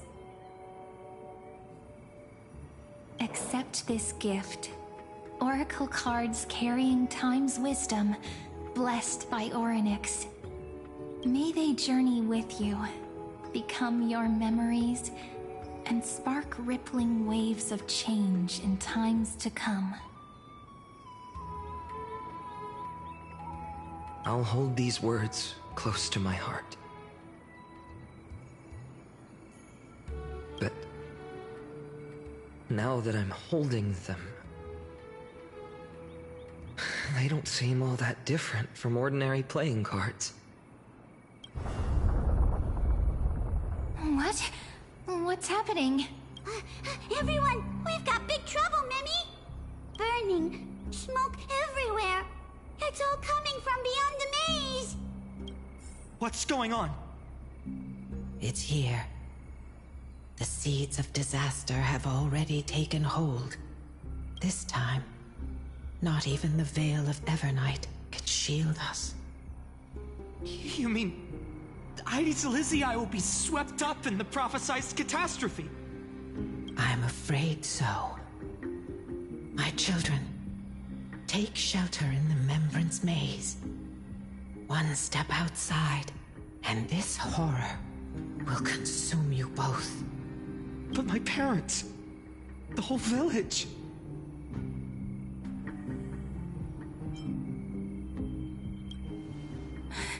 Are we facing the three titans of calamity? This is beyond any titan. Beyond any danger you could overcome with strategy alone. It's an unspeakable horror that twists all life into abominations that never bleed nor cry. Even titans fall to its corruption, burning from within until only empty shells remain, knowing only death and destruction, the black tide. That's what this calamity truly is. It consumes all in its path, sparing none but the Remembrance Maze. Not even titans can... Yes. So please, don't leave this forgotten realm the gods abandoned. You are the first to uncover our presence, and the only two who can enter the maze. We don't wish for you to throw your lives away. Phainon, what path do we take?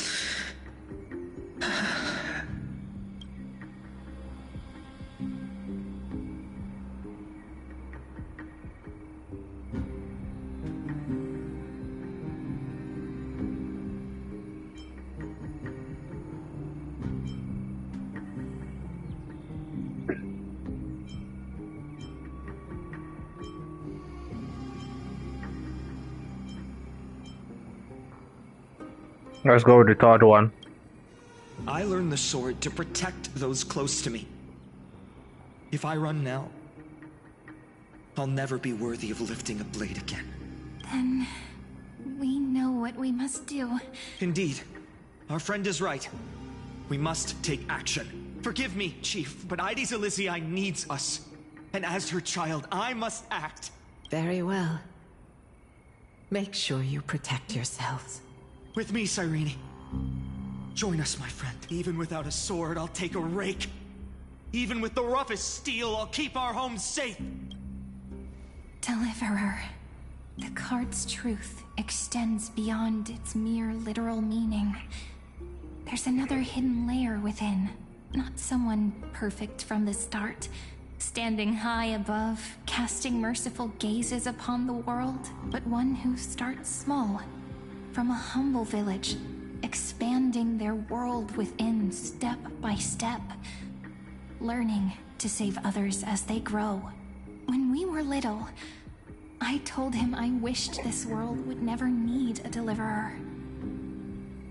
Now that wish has shattered. Yet I'm glad he's chosen to walk this path. And all of this happened because you believed in him, friend. Shall we? It's only when you're by our side that Phainon and that our hearts find their courage. I know you're watching us right now. Aren't you, great hero from the future? Oh, deliverer. Such cruel irony. Though destined to bear the world's burden, this boy can never become the hero to bring forth the dawn.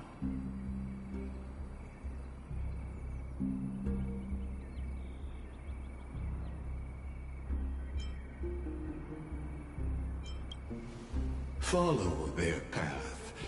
Bear witness as this man, forever denied the mantle of hero, takes his first step on the path to deliverance. Watch this memory play out its final act. See with your own eyes how everything began. Then you'll see why his dream of deliverance was always destined to become this world's requiem.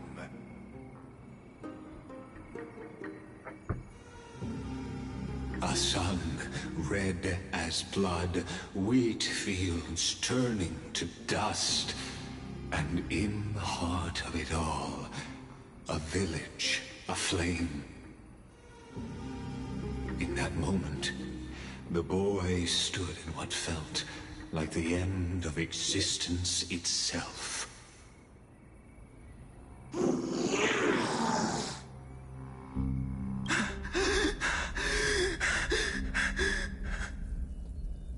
These creatures, they're everywhere. Someone, anyone, where are you? No, it can't be. Why did you? Are you talking to me? I don't want to die. Weren't we best friends forever? No. That ribbon. Olivia. No. I should have known. Save us. Save us.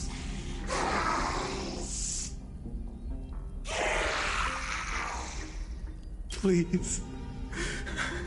No. Stop. Please stop.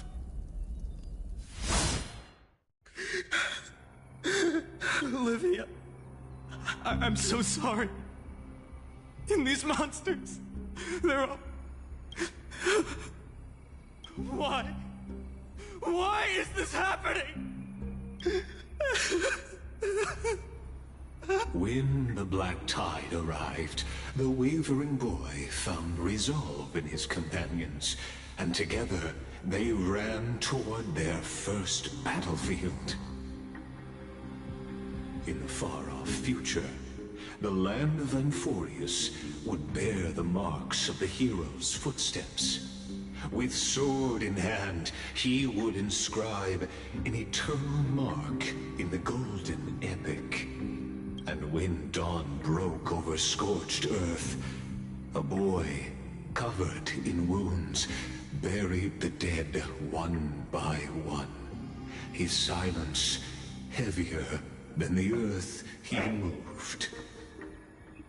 His home, his past, his name, all buried beneath the soil. His feet carried him forward, over the pillar of stone, beyond the chalice of plenty, through the deadly fogs of the hand of shadow. He wandered without direction, like a withered leaf drifting in the wind. Through countless city-states, the smiling visage of the white-haired swordsman was etched into memories. Yet he did not walk without purpose. Deep in his heart, a voice always guided him forward to fulfill the wishes he had inherited, to brave peril, and to do all that was within his power to save those who needed saving. Those words his friend spoke long ago, when his journey began, lingered. Protect those who must be protected. The words were few, but they gave him all the certainty he needed.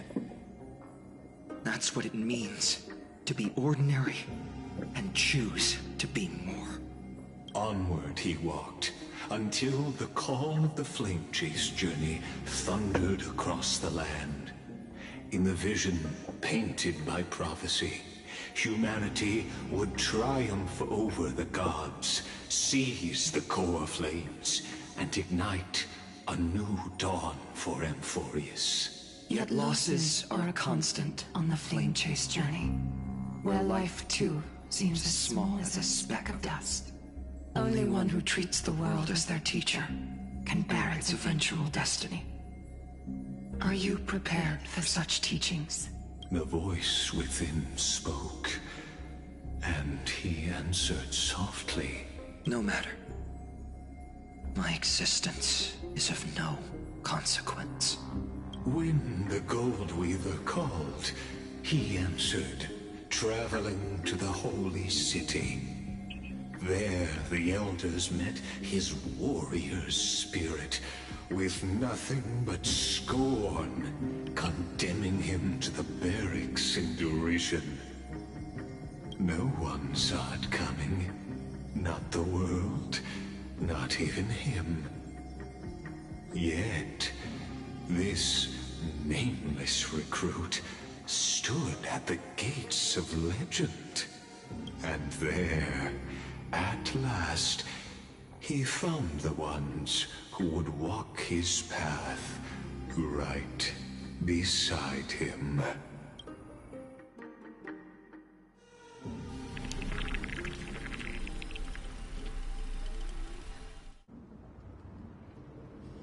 This is the Abyss of Fate. Hold on. Phainon's here too? And is that Mighty and Trainon? And now, Act 2 of our immersive drama unfolds. They're evacuating the temple. Why now? Are you insane? That blonde man is the Crown Prince of Krymnos. Mess with him, and every last person in this city could wind up dead. Calm yourselves. The Holy Maiden has everything under control. We need only wait patiently. Behold, it is the month of Gate, light calendar 4926. The Crown Prince of Kremnos, Mighty-Mos, has led his forces to the gates of Akima. As you know, though Mighty-Mos was proud, he did not engage in needless violence. He challenged the elders of Akima to a duel, not for glory, but for the rights and dignity of his people, to ensure they wouldn't live as second-class citizens in foreign lands. After Aglaya's mediation, Phainon met Mighty Mos's challenge as the Elder's representative. This duel was to change the course of the Flame Chase journey itself. So, as Phainon's most important companion, his lifelong friend, please continue to bear witness to his memories.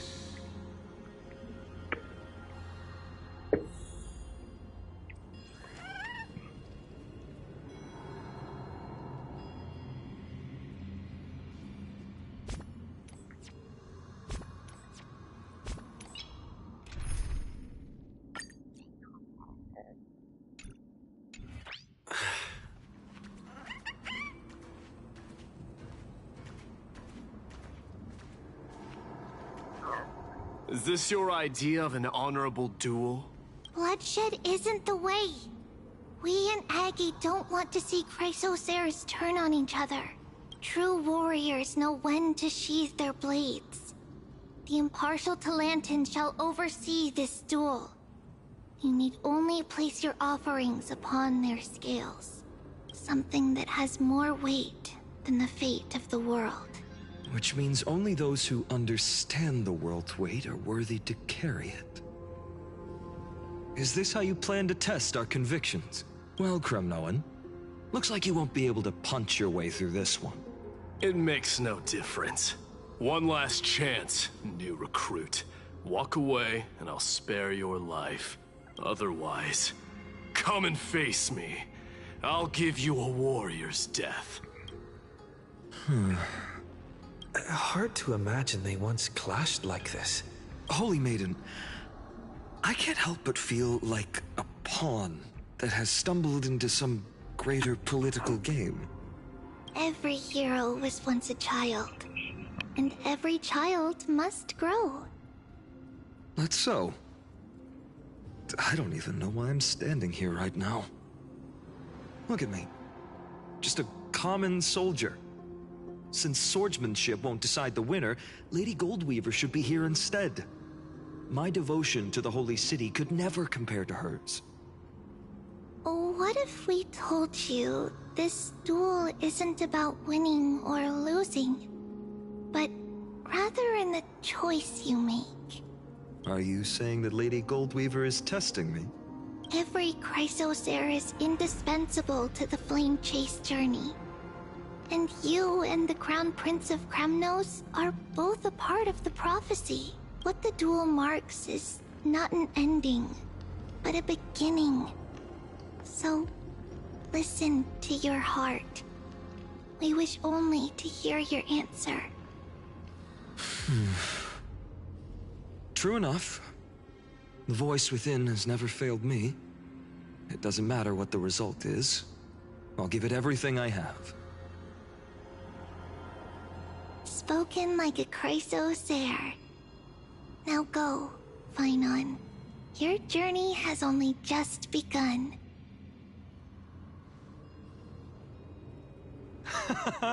That's right, comrade. It's time for us to teach that proud prince a lesson together.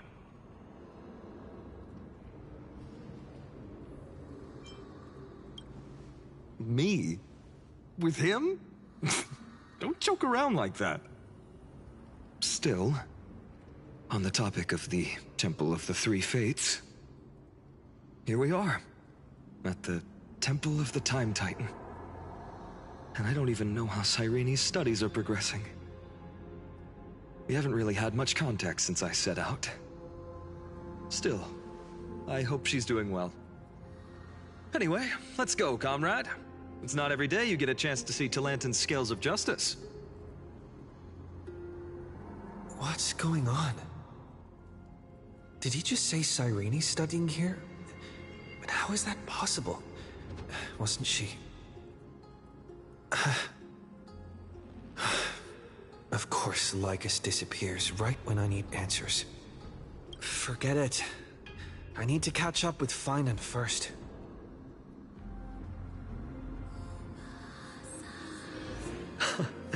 Amazing! Talantin may have fallen, but their scales remain true to their purpose. I hope you still remember your purpose, new recruit. You seem awfully confident, Kremnoan. Let's see how you define the idea of weight. For your information, in Castrum Kremnos, the punishment for profaning a duel with such crooked words is impalement. But as we're in foreign lands, I'll indulge you. The signet of Kremnos, the crown jewel of our people. That's my choice. A ring. Not just any ornament, I'd wager. What's the story behind this little treasure? Don't push your luck. Think I'd pour my heart out to you? Just know that Kremnos' 1,000 years of glory could bring a titan to its knees. Let alone a nobody like you. So to him, glory and his people outweigh the entire world. And the very destiny that Mighty himself will eventually shoulder.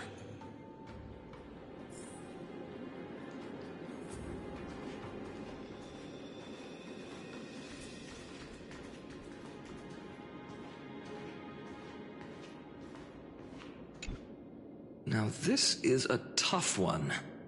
What can I possibly offer against a ring that signifies so much?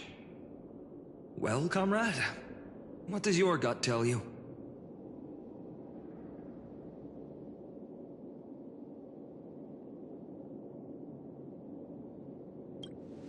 Looks like we really are on the same wavelength.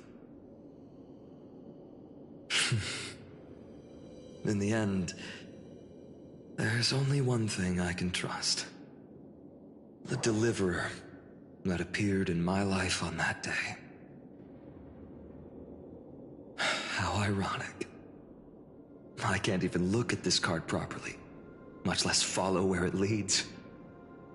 Just thinking about how my village was swallowed by the black tide makes my hands shake. The flames, the screams, my utter failure to protect anyone. Speaking rationally, I know it's not nearly enough. Hades Elysiae was just a small village. Its loss barely a scar on Amphoreus' face.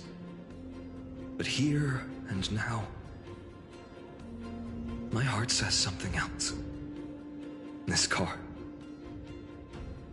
It's everything I have left. Nothing weighs heavier.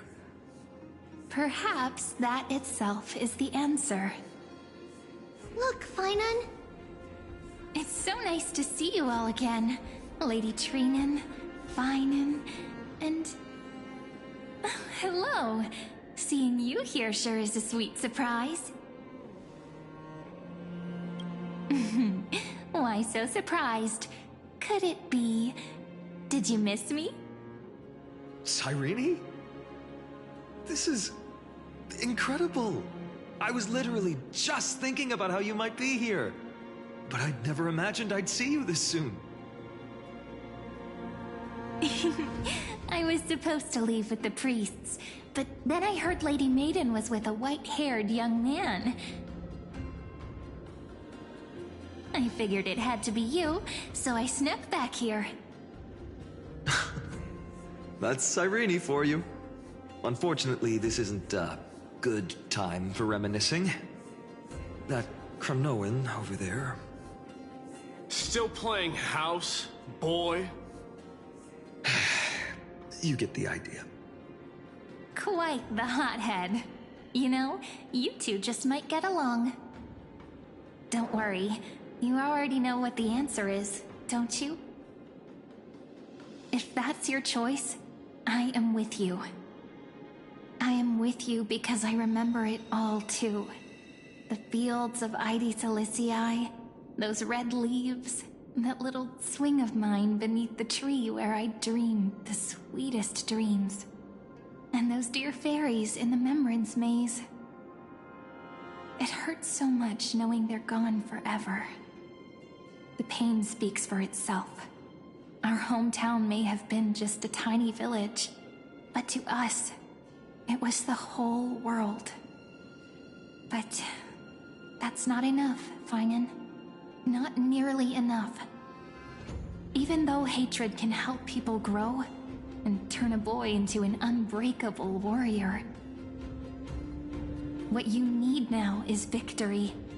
You can't just stack the scales with your past suffering. You have to throw the weight of your future onto them as well. The future? What do you mean? Maybe that was a bit too cryptic for you, but it's actually really simple. Why not have our mutual friend here stand on the scales with the Deliverer? How about it? Can you help us? Of course. After all, you're what we aspire to. Let's try that.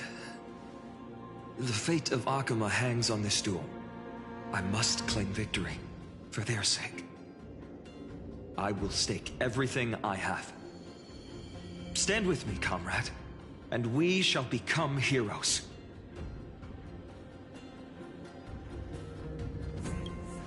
Let's.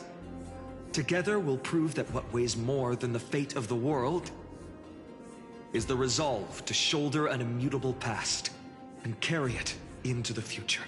Talantin, the fair, the just, they of unassailable integrity. The challengers have made their choices. In the name of the Holy Maiden of the Three Fates, lower your scales, weigh destiny, and reveal unto us your verdict. Your offering is... a card? Yes, a flimsy little card. That is my choice. Just know that it's called the Deliverer. Interesting. Very well. If you can beat me with this card, then that's what I'll call you from now on. It's... a deal. The scales... they're wavering. Talantin is deliberating on the outcome. It appears the convictions of both sides are equally matched.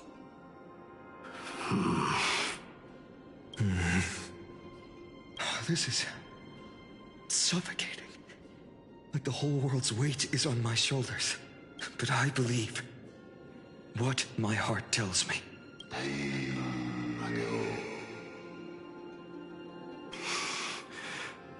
Finally decided? Hear thee, children of humanity. I shall pronounce judgment. For the difference is now clear. The one whose offering weighs more than the fate of the world is...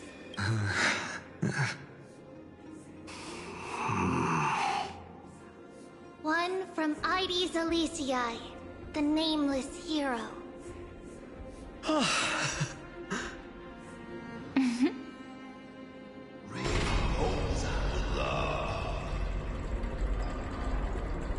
However, heed this. The true weight of conviction originates not from itself, but rather in that which tips the scales. Hope itself. What's that supposed to mean? I think the Titan means that it's not anyone's personal convictions that outweigh the fate of the world. It's about a wish. One which we all share. You, me, everyone here. What tipped the scales wasn't Phainon's conviction alone, but the collective hopes carried by this oracle card. Humanity's desperate call for a deliverer. Yes. Even you and your people. Kremnoan. Placing us both on the same side of the scales?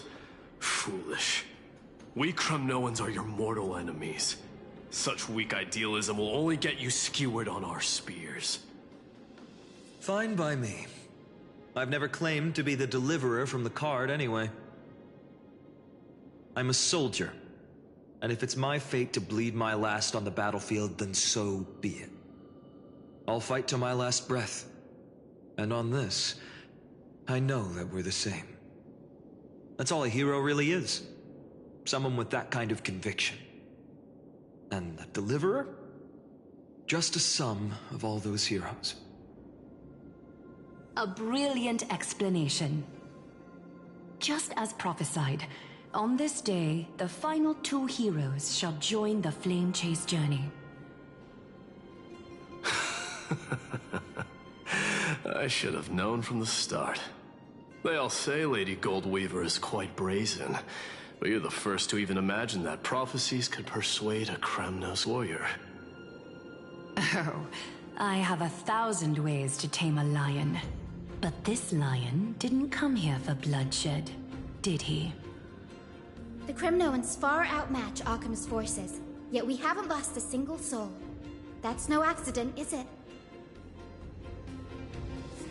Do you honestly think Kremnoans, renowned for our love of battle, would show mercy? Your forces are equally renowned for their iron discipline. And so, we can only assume that this is on your orders. Perhaps Akama isn't as hidebound as the rumors say. You grasp the true marrow of power more clearly than those elders. Now that the wheels of fate are turning, what finer way to celebrate this fortuitous encounter than a feast? Follow me, brave Outlanders. Heroes of this world are as countless as the stars. And at this moment, we find ourselves gathered here by the light of the flames of the long night. History shall remember this moment. The prophesied Chrysos heirs now stand assembled, heralding a new dawn for Amphoreus.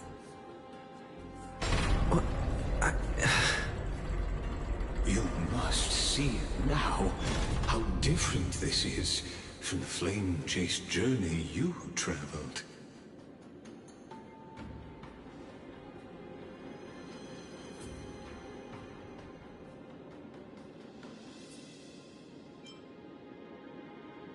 Patience.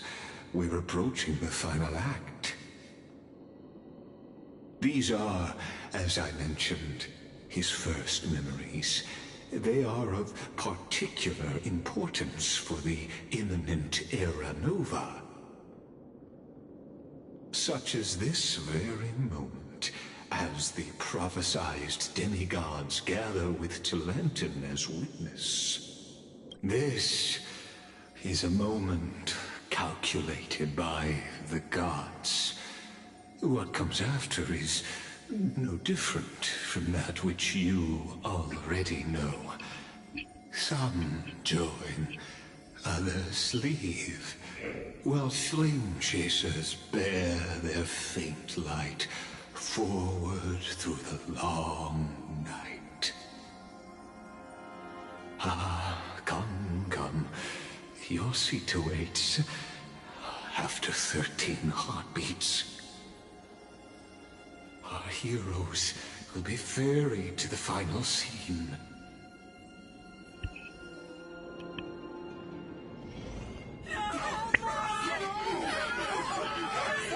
They say that the heroes of this world should be as countless as the stars. Excuse me. Yet now, we're the only ones left standing. So, in the end, the black tide still swallowed everything. The West stands protected by mighty Skrymnoans. It will hold for the time being. Professor Anaxa deployed wards in the north and east before. Their effectiveness is untested, but I believe in him. And Arkham. Hold on. The staff she's holding, that is the staff that the Flame River holds along with his sword. And if you've been following this as much as I have, you know that there's been speculations everywhere that Phainon and the Flame River are one and the same person. That staff and him standing like that with that sword, especially when the sword was introduced during the last version, just sort of pushes it forward that yes, this man truly did come back from the past, or a possible future that happened. On what to expect, especially, but let's keep the story going and let's just keep going and let's see what lies in the wait for us. We needn't fear for Aglaya. Even in death, she counts as the greatest among demigods. Her threads of romance weave an impenetrable shield, and the people answer her call, rallying to the city's defense. Let's move. Cavalry has given their core flame. We must complete the Era Nova before the next entry hour. That only leaves 3 hours. So, this is the last time we'll see her. Phainon, we set out on this journey to answer the world's desire, didn't we? That's what it means to be a Chrysosaur. So has it always been. Then why? Why must Amphoreus' wishes be so cruel? We made the best choices we could, whenever we could. But in the end, the prophecy that led us, this black tide swallowing everything. Why does it look like this? I don't know. We haven't had any other choice, except to move forward. Not for a long time now. Even if we only see the long, long night ahead, I still believe that through it, we'll find the dawn on the other side. Beyond these flames, a new sun will someday rise. So, to the Temple of the Three Fates. You'll take over Time's authority, and we'll return all the core flames to the Vortex. Then put this world's fate to its final rest. After which, we shall all face oblivion, or embark on one final, grand journey.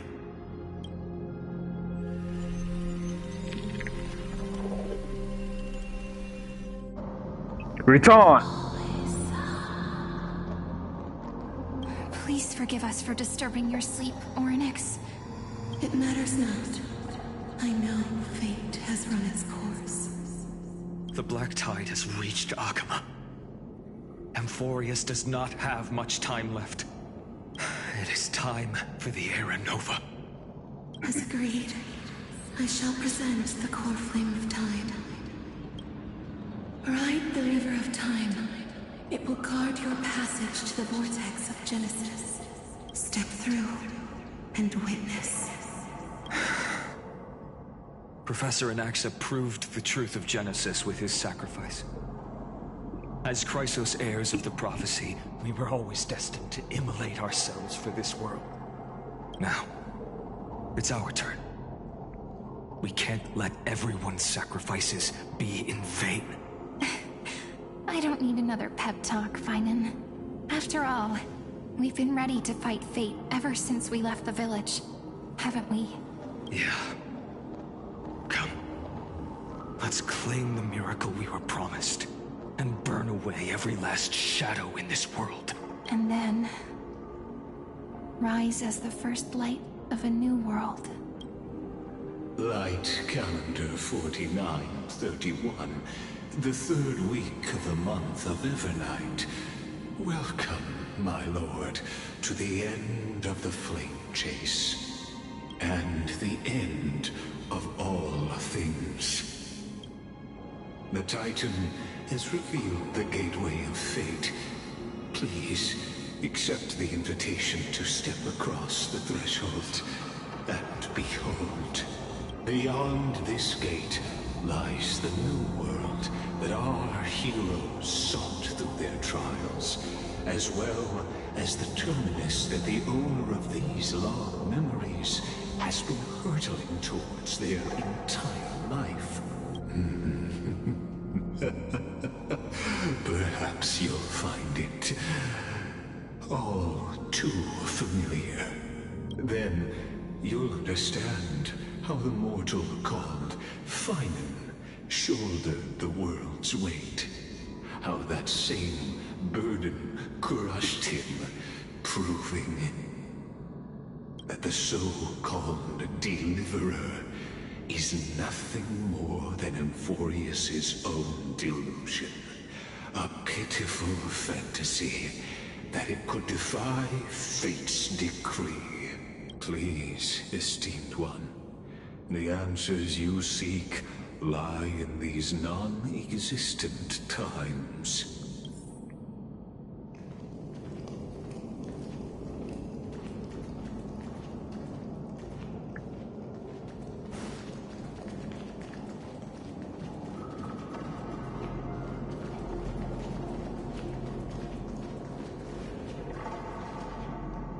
The future revealed by the Titan. Just what will we see?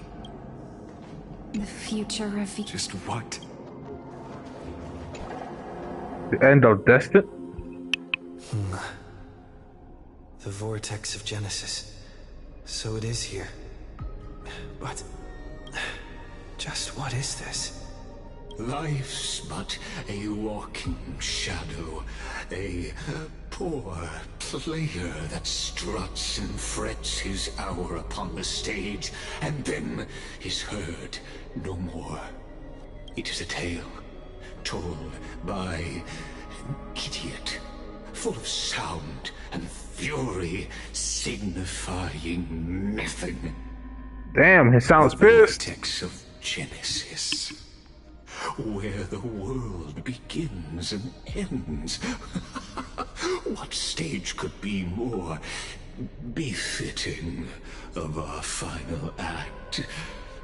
Come, I beseech you onward, buoyed by your surging curiosity.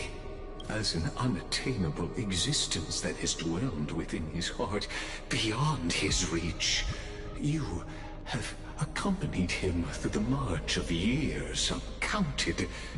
You naturally have the right to view the river of time in its fullness, and to witness what he welcomed upon his arrival here.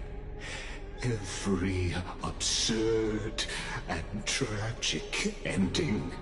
Now, if you my journey to the Aranova comes. Enough talk. Now this is one silly excuse for young Aranova. Make the...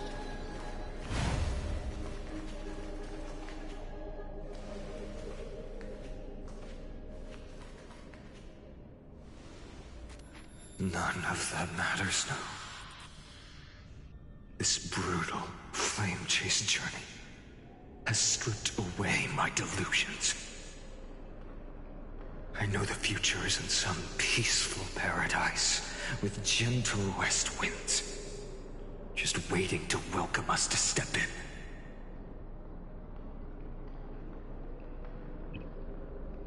in. That's what he said at the beginning of this entire quest. It really is a loop. Would you look at that? This will be a romantic story like none that has come before. You think so too, right?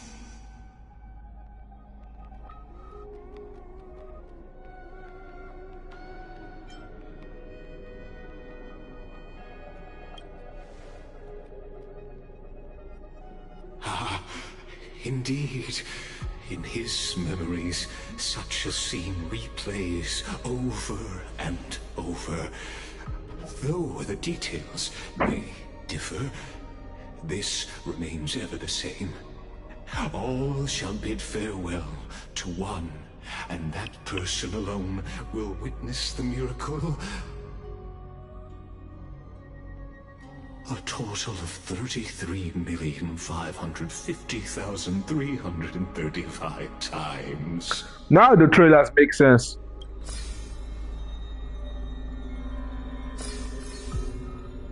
Each is a drop from the river of time, representing the long journey he would take, or rather, a never-ending cycle.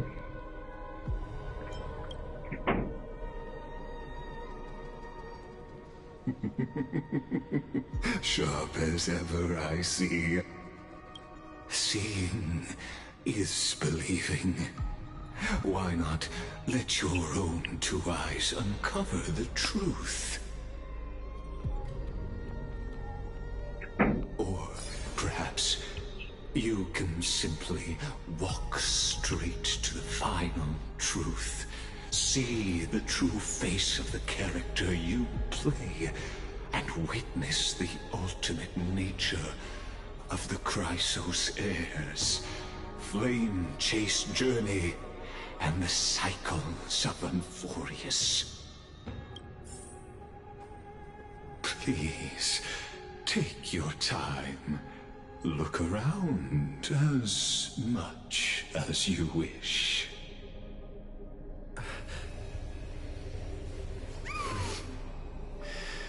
Okay, I've been going for 2 hours and I am getting a bit tired with way too much lore and way too many questions that have kind of been answered but still leave a little bit more left to be said.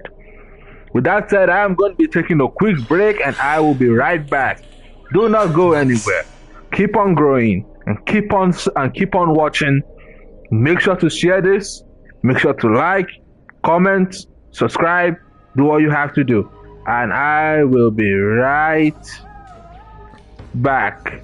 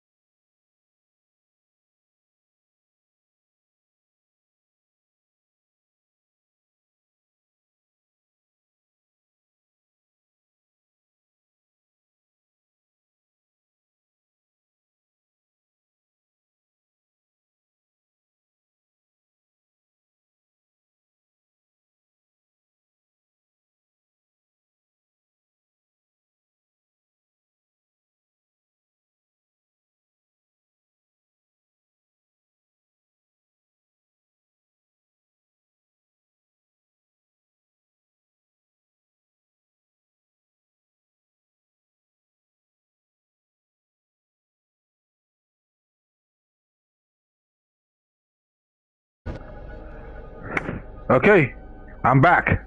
Sorry that took a while. With that said, let's get back to the story.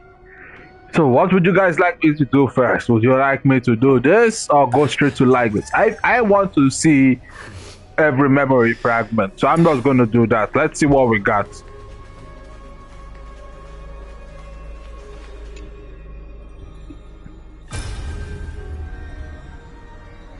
Not a single soul to be seen.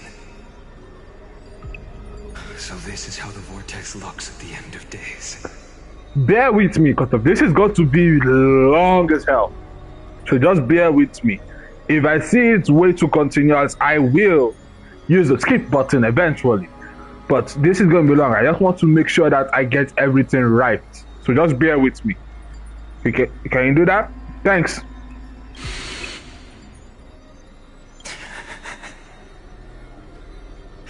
Looks like I've got company after all.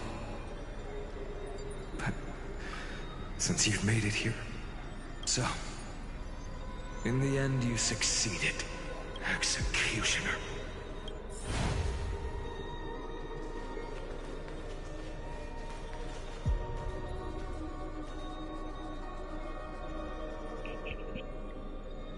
Executioner. Why does that sound familiar?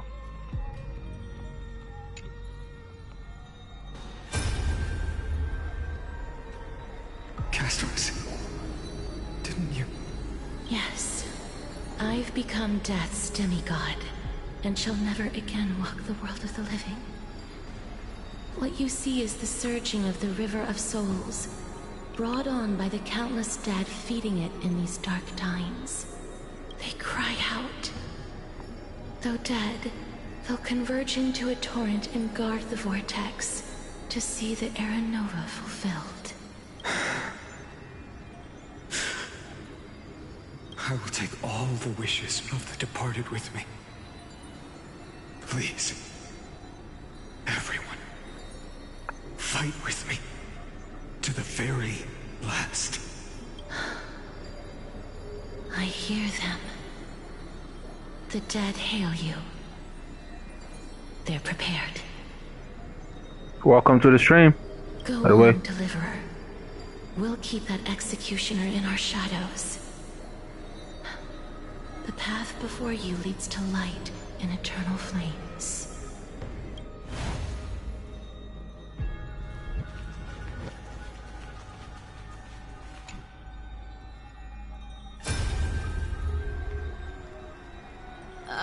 There's water everywhere.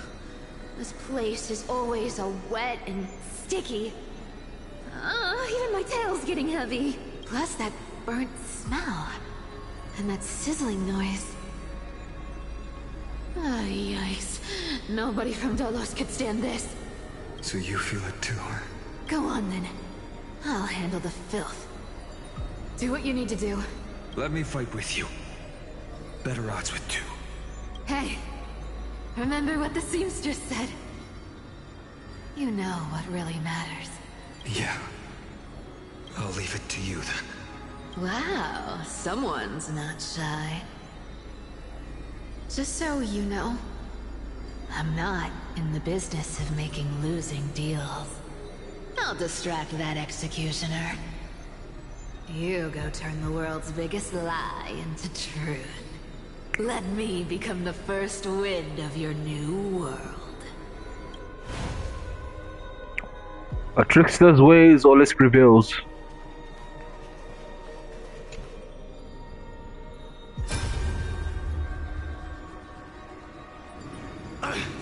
Just shut up and get out of here!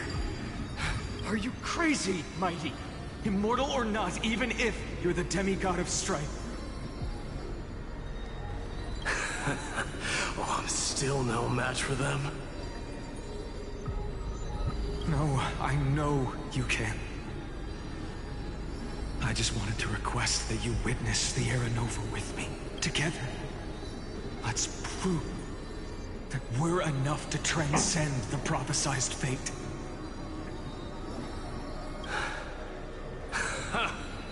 Could it be that now, at the critical juncture, Our mighty deliverer is chickening out. Scared of a stupid prophecy? I'll transcend the prophesized fate. All right. But I've got a better way. As the son of Gorgo, I'll prove myself with one last grand victory. Just like when I ripped out the old king's heart. Go. Leave this to me.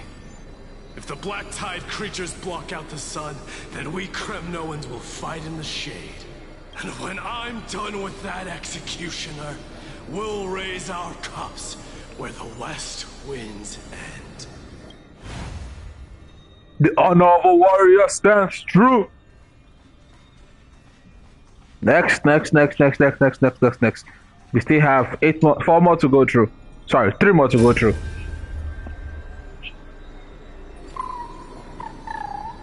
Hey, little one. Are you scared?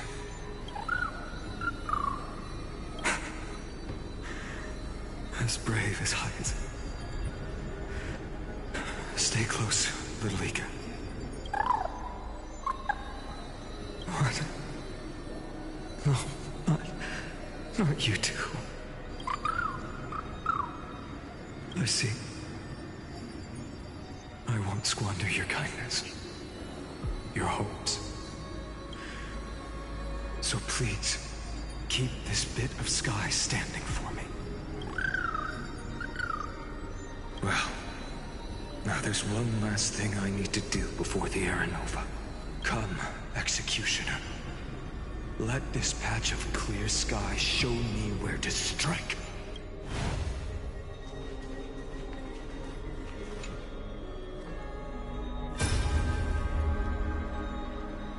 All shall bid farewell to one, and that person alone will witness the miracle. Such is the will of fate. So even the future revealed by the Titans may not come to pass. The Era Nova. This unrivaled masterpiece. I have no regrets now that I may entrust it to my most trusted apprentice. Are you saying? Fate is ever unassailable. The golden threads tell me the black tide rushes toward the vortex, ready to swallow this place. I must weave the last of my humanity into a net to hold back the deluge. I shall have my final bath in warm and radiant gold. Now, the hour of fulfillment has come. Forgive me. I must snip away every risk to weave the strongest future for the new world. There is nothing more to say.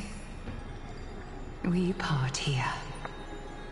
I shall personally dispatch that wretched executioner, not with threads of gold, but with the steel tip of a needle. Each of these is basically a reference to a time that things went not as planned. And basically, with each time things did not go as planned, a new loop started. And over, and over, and over, and over. And it's each loop, or at least one Chrysos heir, along with Phainon, apart from the first one, survived. That's a really heavy cost to bear for one man, and one man alone. Like, really heavy. This is eternal occurrence 2000. Units, tens, hundred, thousands, tens of thousands, hundred of thousands. 1, 2, 3, 4, 5, 6, 7, 8. Tens, hundred, thousands, tens of hundred of thousands. 24,581,189. Okay, yep, got it. Who's next? Baby, look. We made it to the vortex. That prophesied future. The flower fields where the west wind ends. Era Nova. We're so close now. You can can't speak anymore. Please. Allow me to pause just a moment before I keep my promise. Let me answer your cruel fate by tearing that executioner's heart from the void. Last one.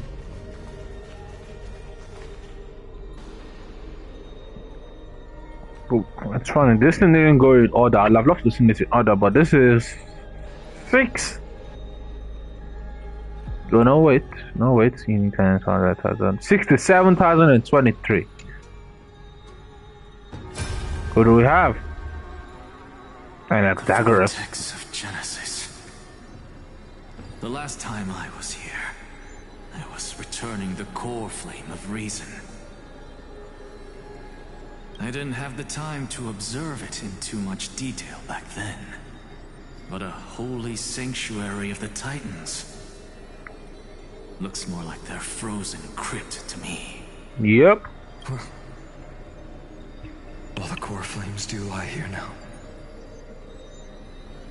It's my honor to walk the final stretch with a mind such as yours, Professor. Oh, getting ahead of ourselves, are we? Have you forgotten so quickly? I died for truth long ago. What walks with you now is but a thought in your mind. Of course. How could I forget that? But I'll say the same to you.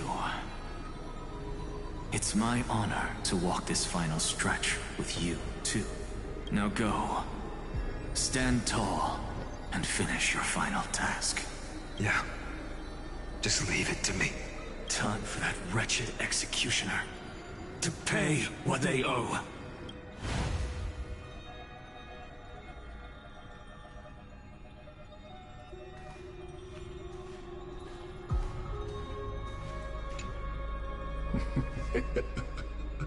You really think you're prepared? Allow me to give you a warning, most earnest. Once you see what these memories hide, the world's course will be forever irreversible. Show me the final memory. Let's see. Ah, very well. As you have made up your mind, let us bear witness together. As the sole audience of this eternal theater, I have been rapturously awaiting your arrival. And this, too, is the very reason I must show you everything. I believe that since you've bathed in that Eon's gaze, you can make Amphoreus' frozen fate flow once again.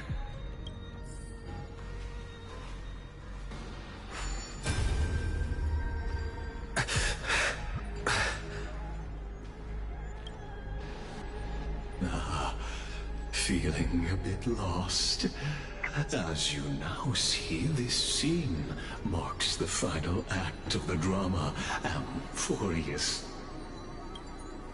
The final eternal recurrence created by this man's hand, and the last one this world shall undergo. Behold, at the swordsman's side stands one he has sometimes called companion, other times comrade, that nameless hero absent from the annals of history. He is the swordsman's ideal in his youth, the deliverer that guided him resolutely onward through fantasy. And now, in the name of the Nameless, he has become an essential and inseparable part of the epic of Amphoreus. How am I seeing a future that hasn't happened yet? Or has this happened and we're just going to see what might happen? Let's see. And this time, under his guidance, what choice shall the hero make? Whither shall the fate of the world flow? And what is the ultimate truth of the nature of Amphoreus? There are many mysteries yet to be unwound, but if I may, allow me to temporarily yield the stage to one far more fitting. Please put your hands together and give a rousing round of applause for they who will reveal the answers and bring about the final end of the 33rd million 336th flame chase journey. The master of the countless memories we saw. The other important actor now stepping into the vortex. They who have already burnt their own self to cinder. The Flame Reaver. Round 3, bitch! Sorry for my words.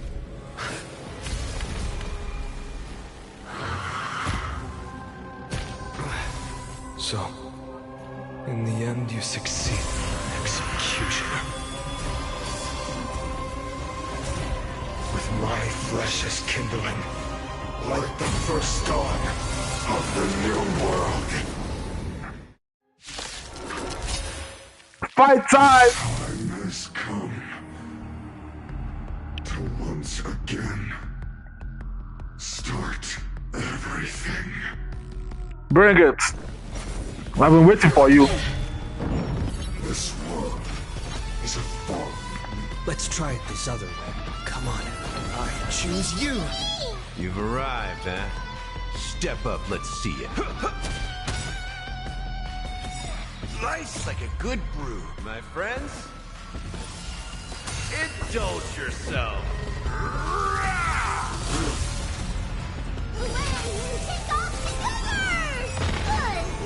So, you in the mood for another beating?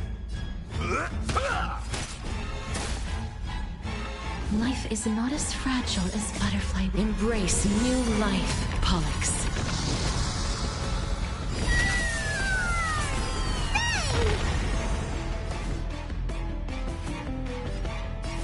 Dead souls, return to dust.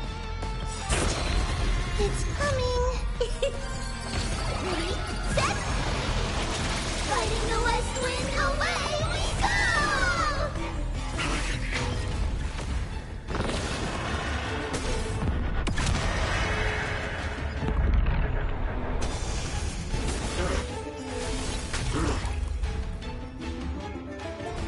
Delivering more.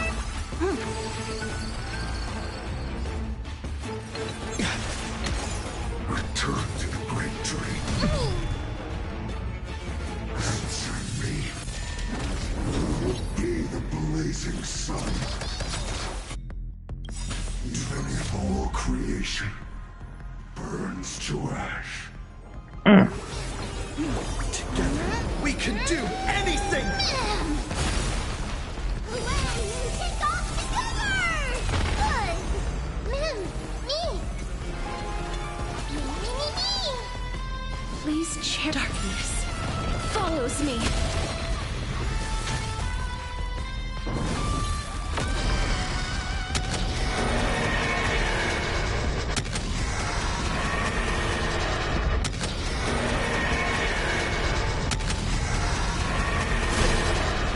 I only wish that death may protect us. This ends now. With your corpse. Ignite the dawn!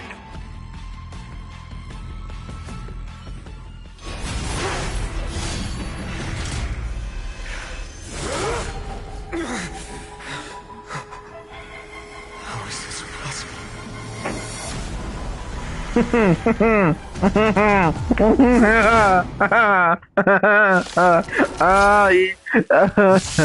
of destruction. Are you? You have set your blood ablaze. Your fury.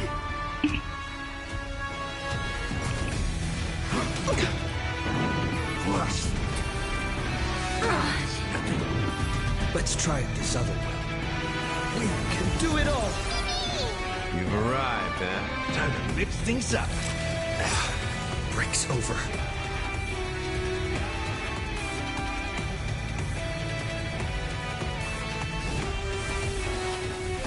I grant you this, as you wish. Underestimating us will cost you.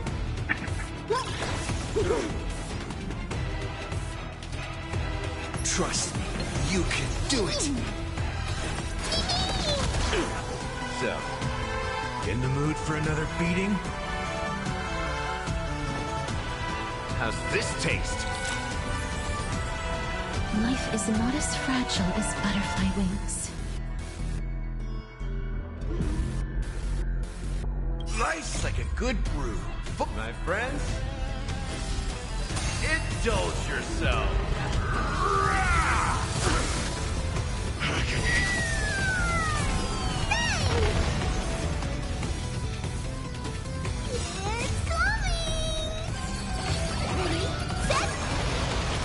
Fighting the west wind, away we go! Embrace new life, Pollux. Take off the cover! Good!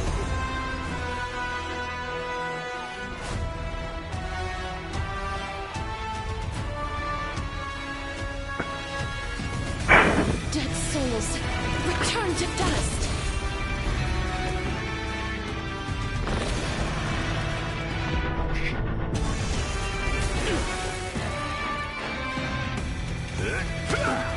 Torment.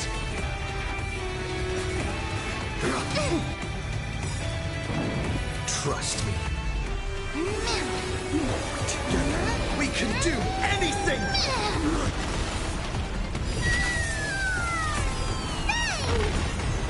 Scorn.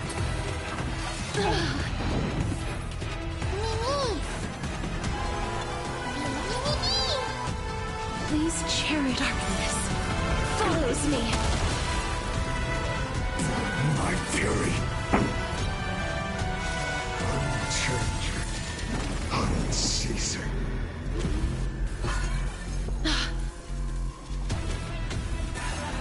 I like that confidence.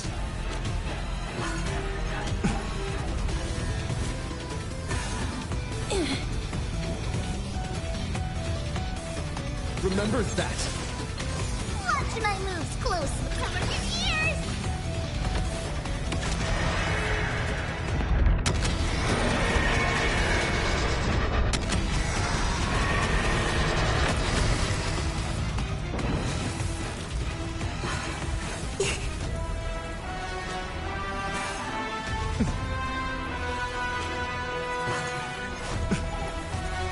You've arrived, huh? Time to mix things up. Life's like a good brew, my friends. Indulge yourself.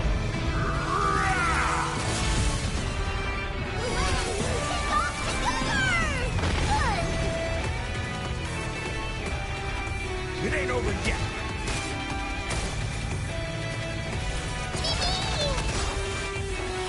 It's coming! Ready, set! Fighting the west wind, away we go!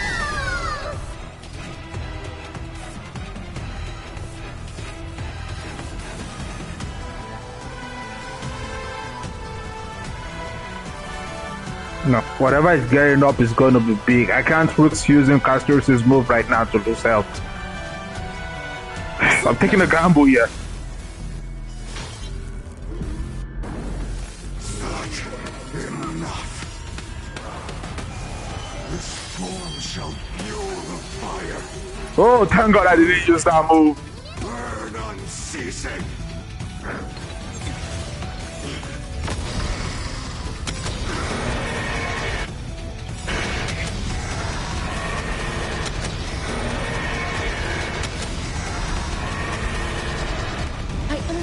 that death may protect us. Trust me. Together, we can do anything!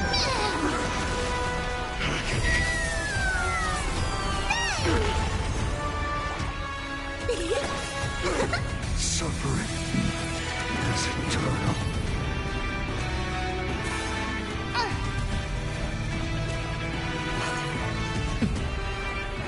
So, in the mood for another beating? How's this taste? Is this how it feels to be in sync? Trust. You can do it!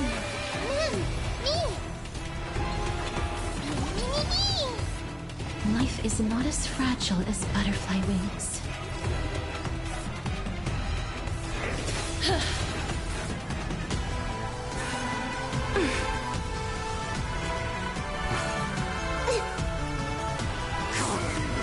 Let the fires of fury devour me!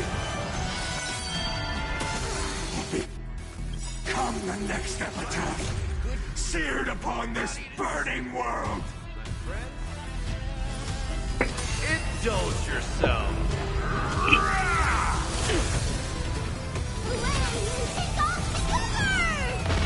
I am not restarting this fight. I do not have the patience to restart this fight. Don't worry. Underestimating us will cost you.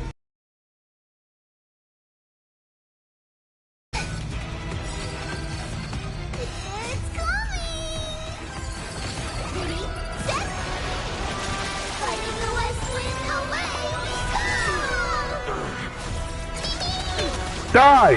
Please cherish the time. Embrace new life, Pollux.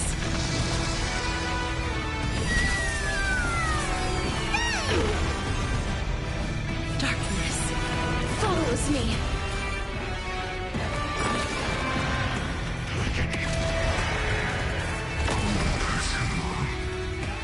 We witness the miracle. Such is the will of fate. That person can only be you.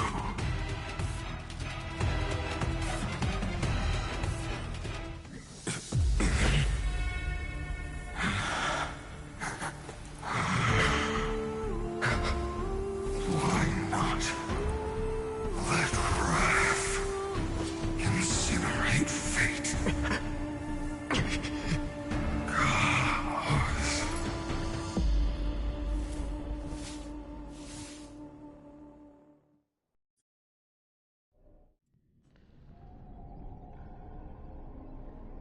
At last, Amphoreus' fate has begun to shift. Just as I foretold, your arrival will change everything. After all, you've also been bathed in that Eon's gaze, which can awaken the long-dormant instinct inside a man. Much like that scepter we spoke of earlier, it was only under the same Eon's glance that it was reborn. That's right. If you recall, I mentioned it at the very start of our play. The celestial body neuron, once belonging to the erudition abandoned by the Eon. Now, allow me to reveal the final piece of the puzzle for you. The eternal land, known as Amphoreus, is nothing more than the scepter's endless, lonely extrapolation. A bottomless well of fury. Phainon, we set out on this journey to answer the world's desire, didn't we? That's what it means to be a Chrysosaur. So has it always been. Then why? Why must Amphoreus' wishes be so cruel?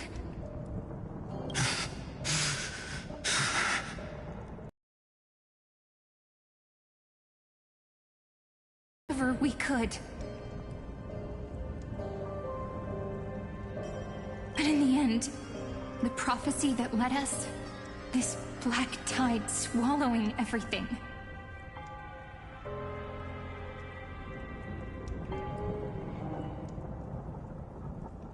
Why does it look like this?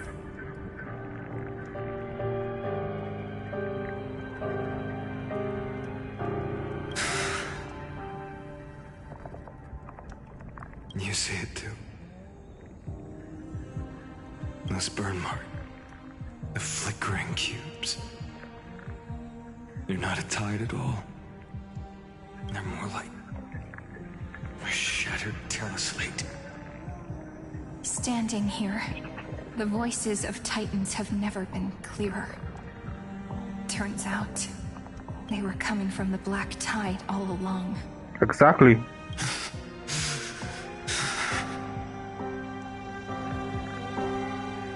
So this is the true view. Is that Amphoreus crying? Or maybe it is screaming at its creator, at its god. Phainon, do you still remember when I was little? I had a dream. A dark, cold room with nothing but Orynyx's curtain glowing like crystal. The curtain seemed to contain all of Amphoreus, where strange and fantastic dramas played out within. There were countless versions of us, from countless different worlds. Perhaps it wasn't a dream. Yeah. As I gaze out at the world before me, those sorrowful thoughts have become reality. So, this is the reason the sky was sealed. Amphoreus is merely a larger ID Silicii. Well, that's one way to say it. We are just characters in this tiny world, following the prophecy, stepping onto the same journey over and over.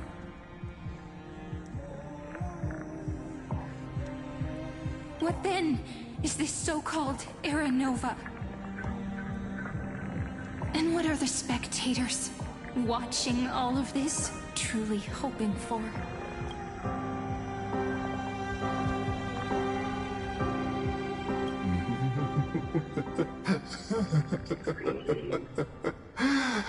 As a reward for reaching the end of the world, let me answer your questions.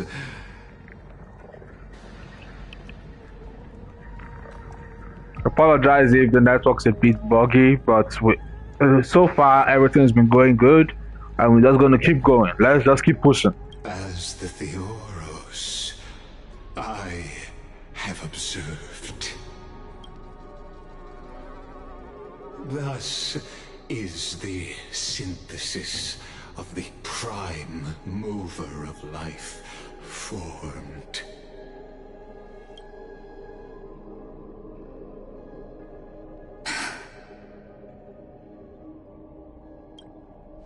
This is a moment the universe will remember. After millions of extrapolations, the experimental environment known as Amphoreus has finally achieved results. So, the results you speak of are this wreckage of a world. We all gave everything we had, returning 12 core flames to recreate the world. And in return, we become nothing more than sacrificial offerings at the end of everything. Exactly. The Titans are Chrysos heirs of the past, and Chrysos heirs are the Titans of the future. Anaxagoras' theory of Era Nova as the model of reason he reached unprecedented heights. But From just the perspective of a player in the drama, he could never fully uncover the last layer of truth. The cycles of the hero's journey. But this time, your plot will fail. I've taken Catholi's core flame, and when the dawn of the new world arrives, its light will burn away all the darkness. Haven't I made myself clear? The Chrysos heirs and Titans were merely byproducts of the experiment. You've seen this world's evolution, witnessed the birth and growth of the Black Titan.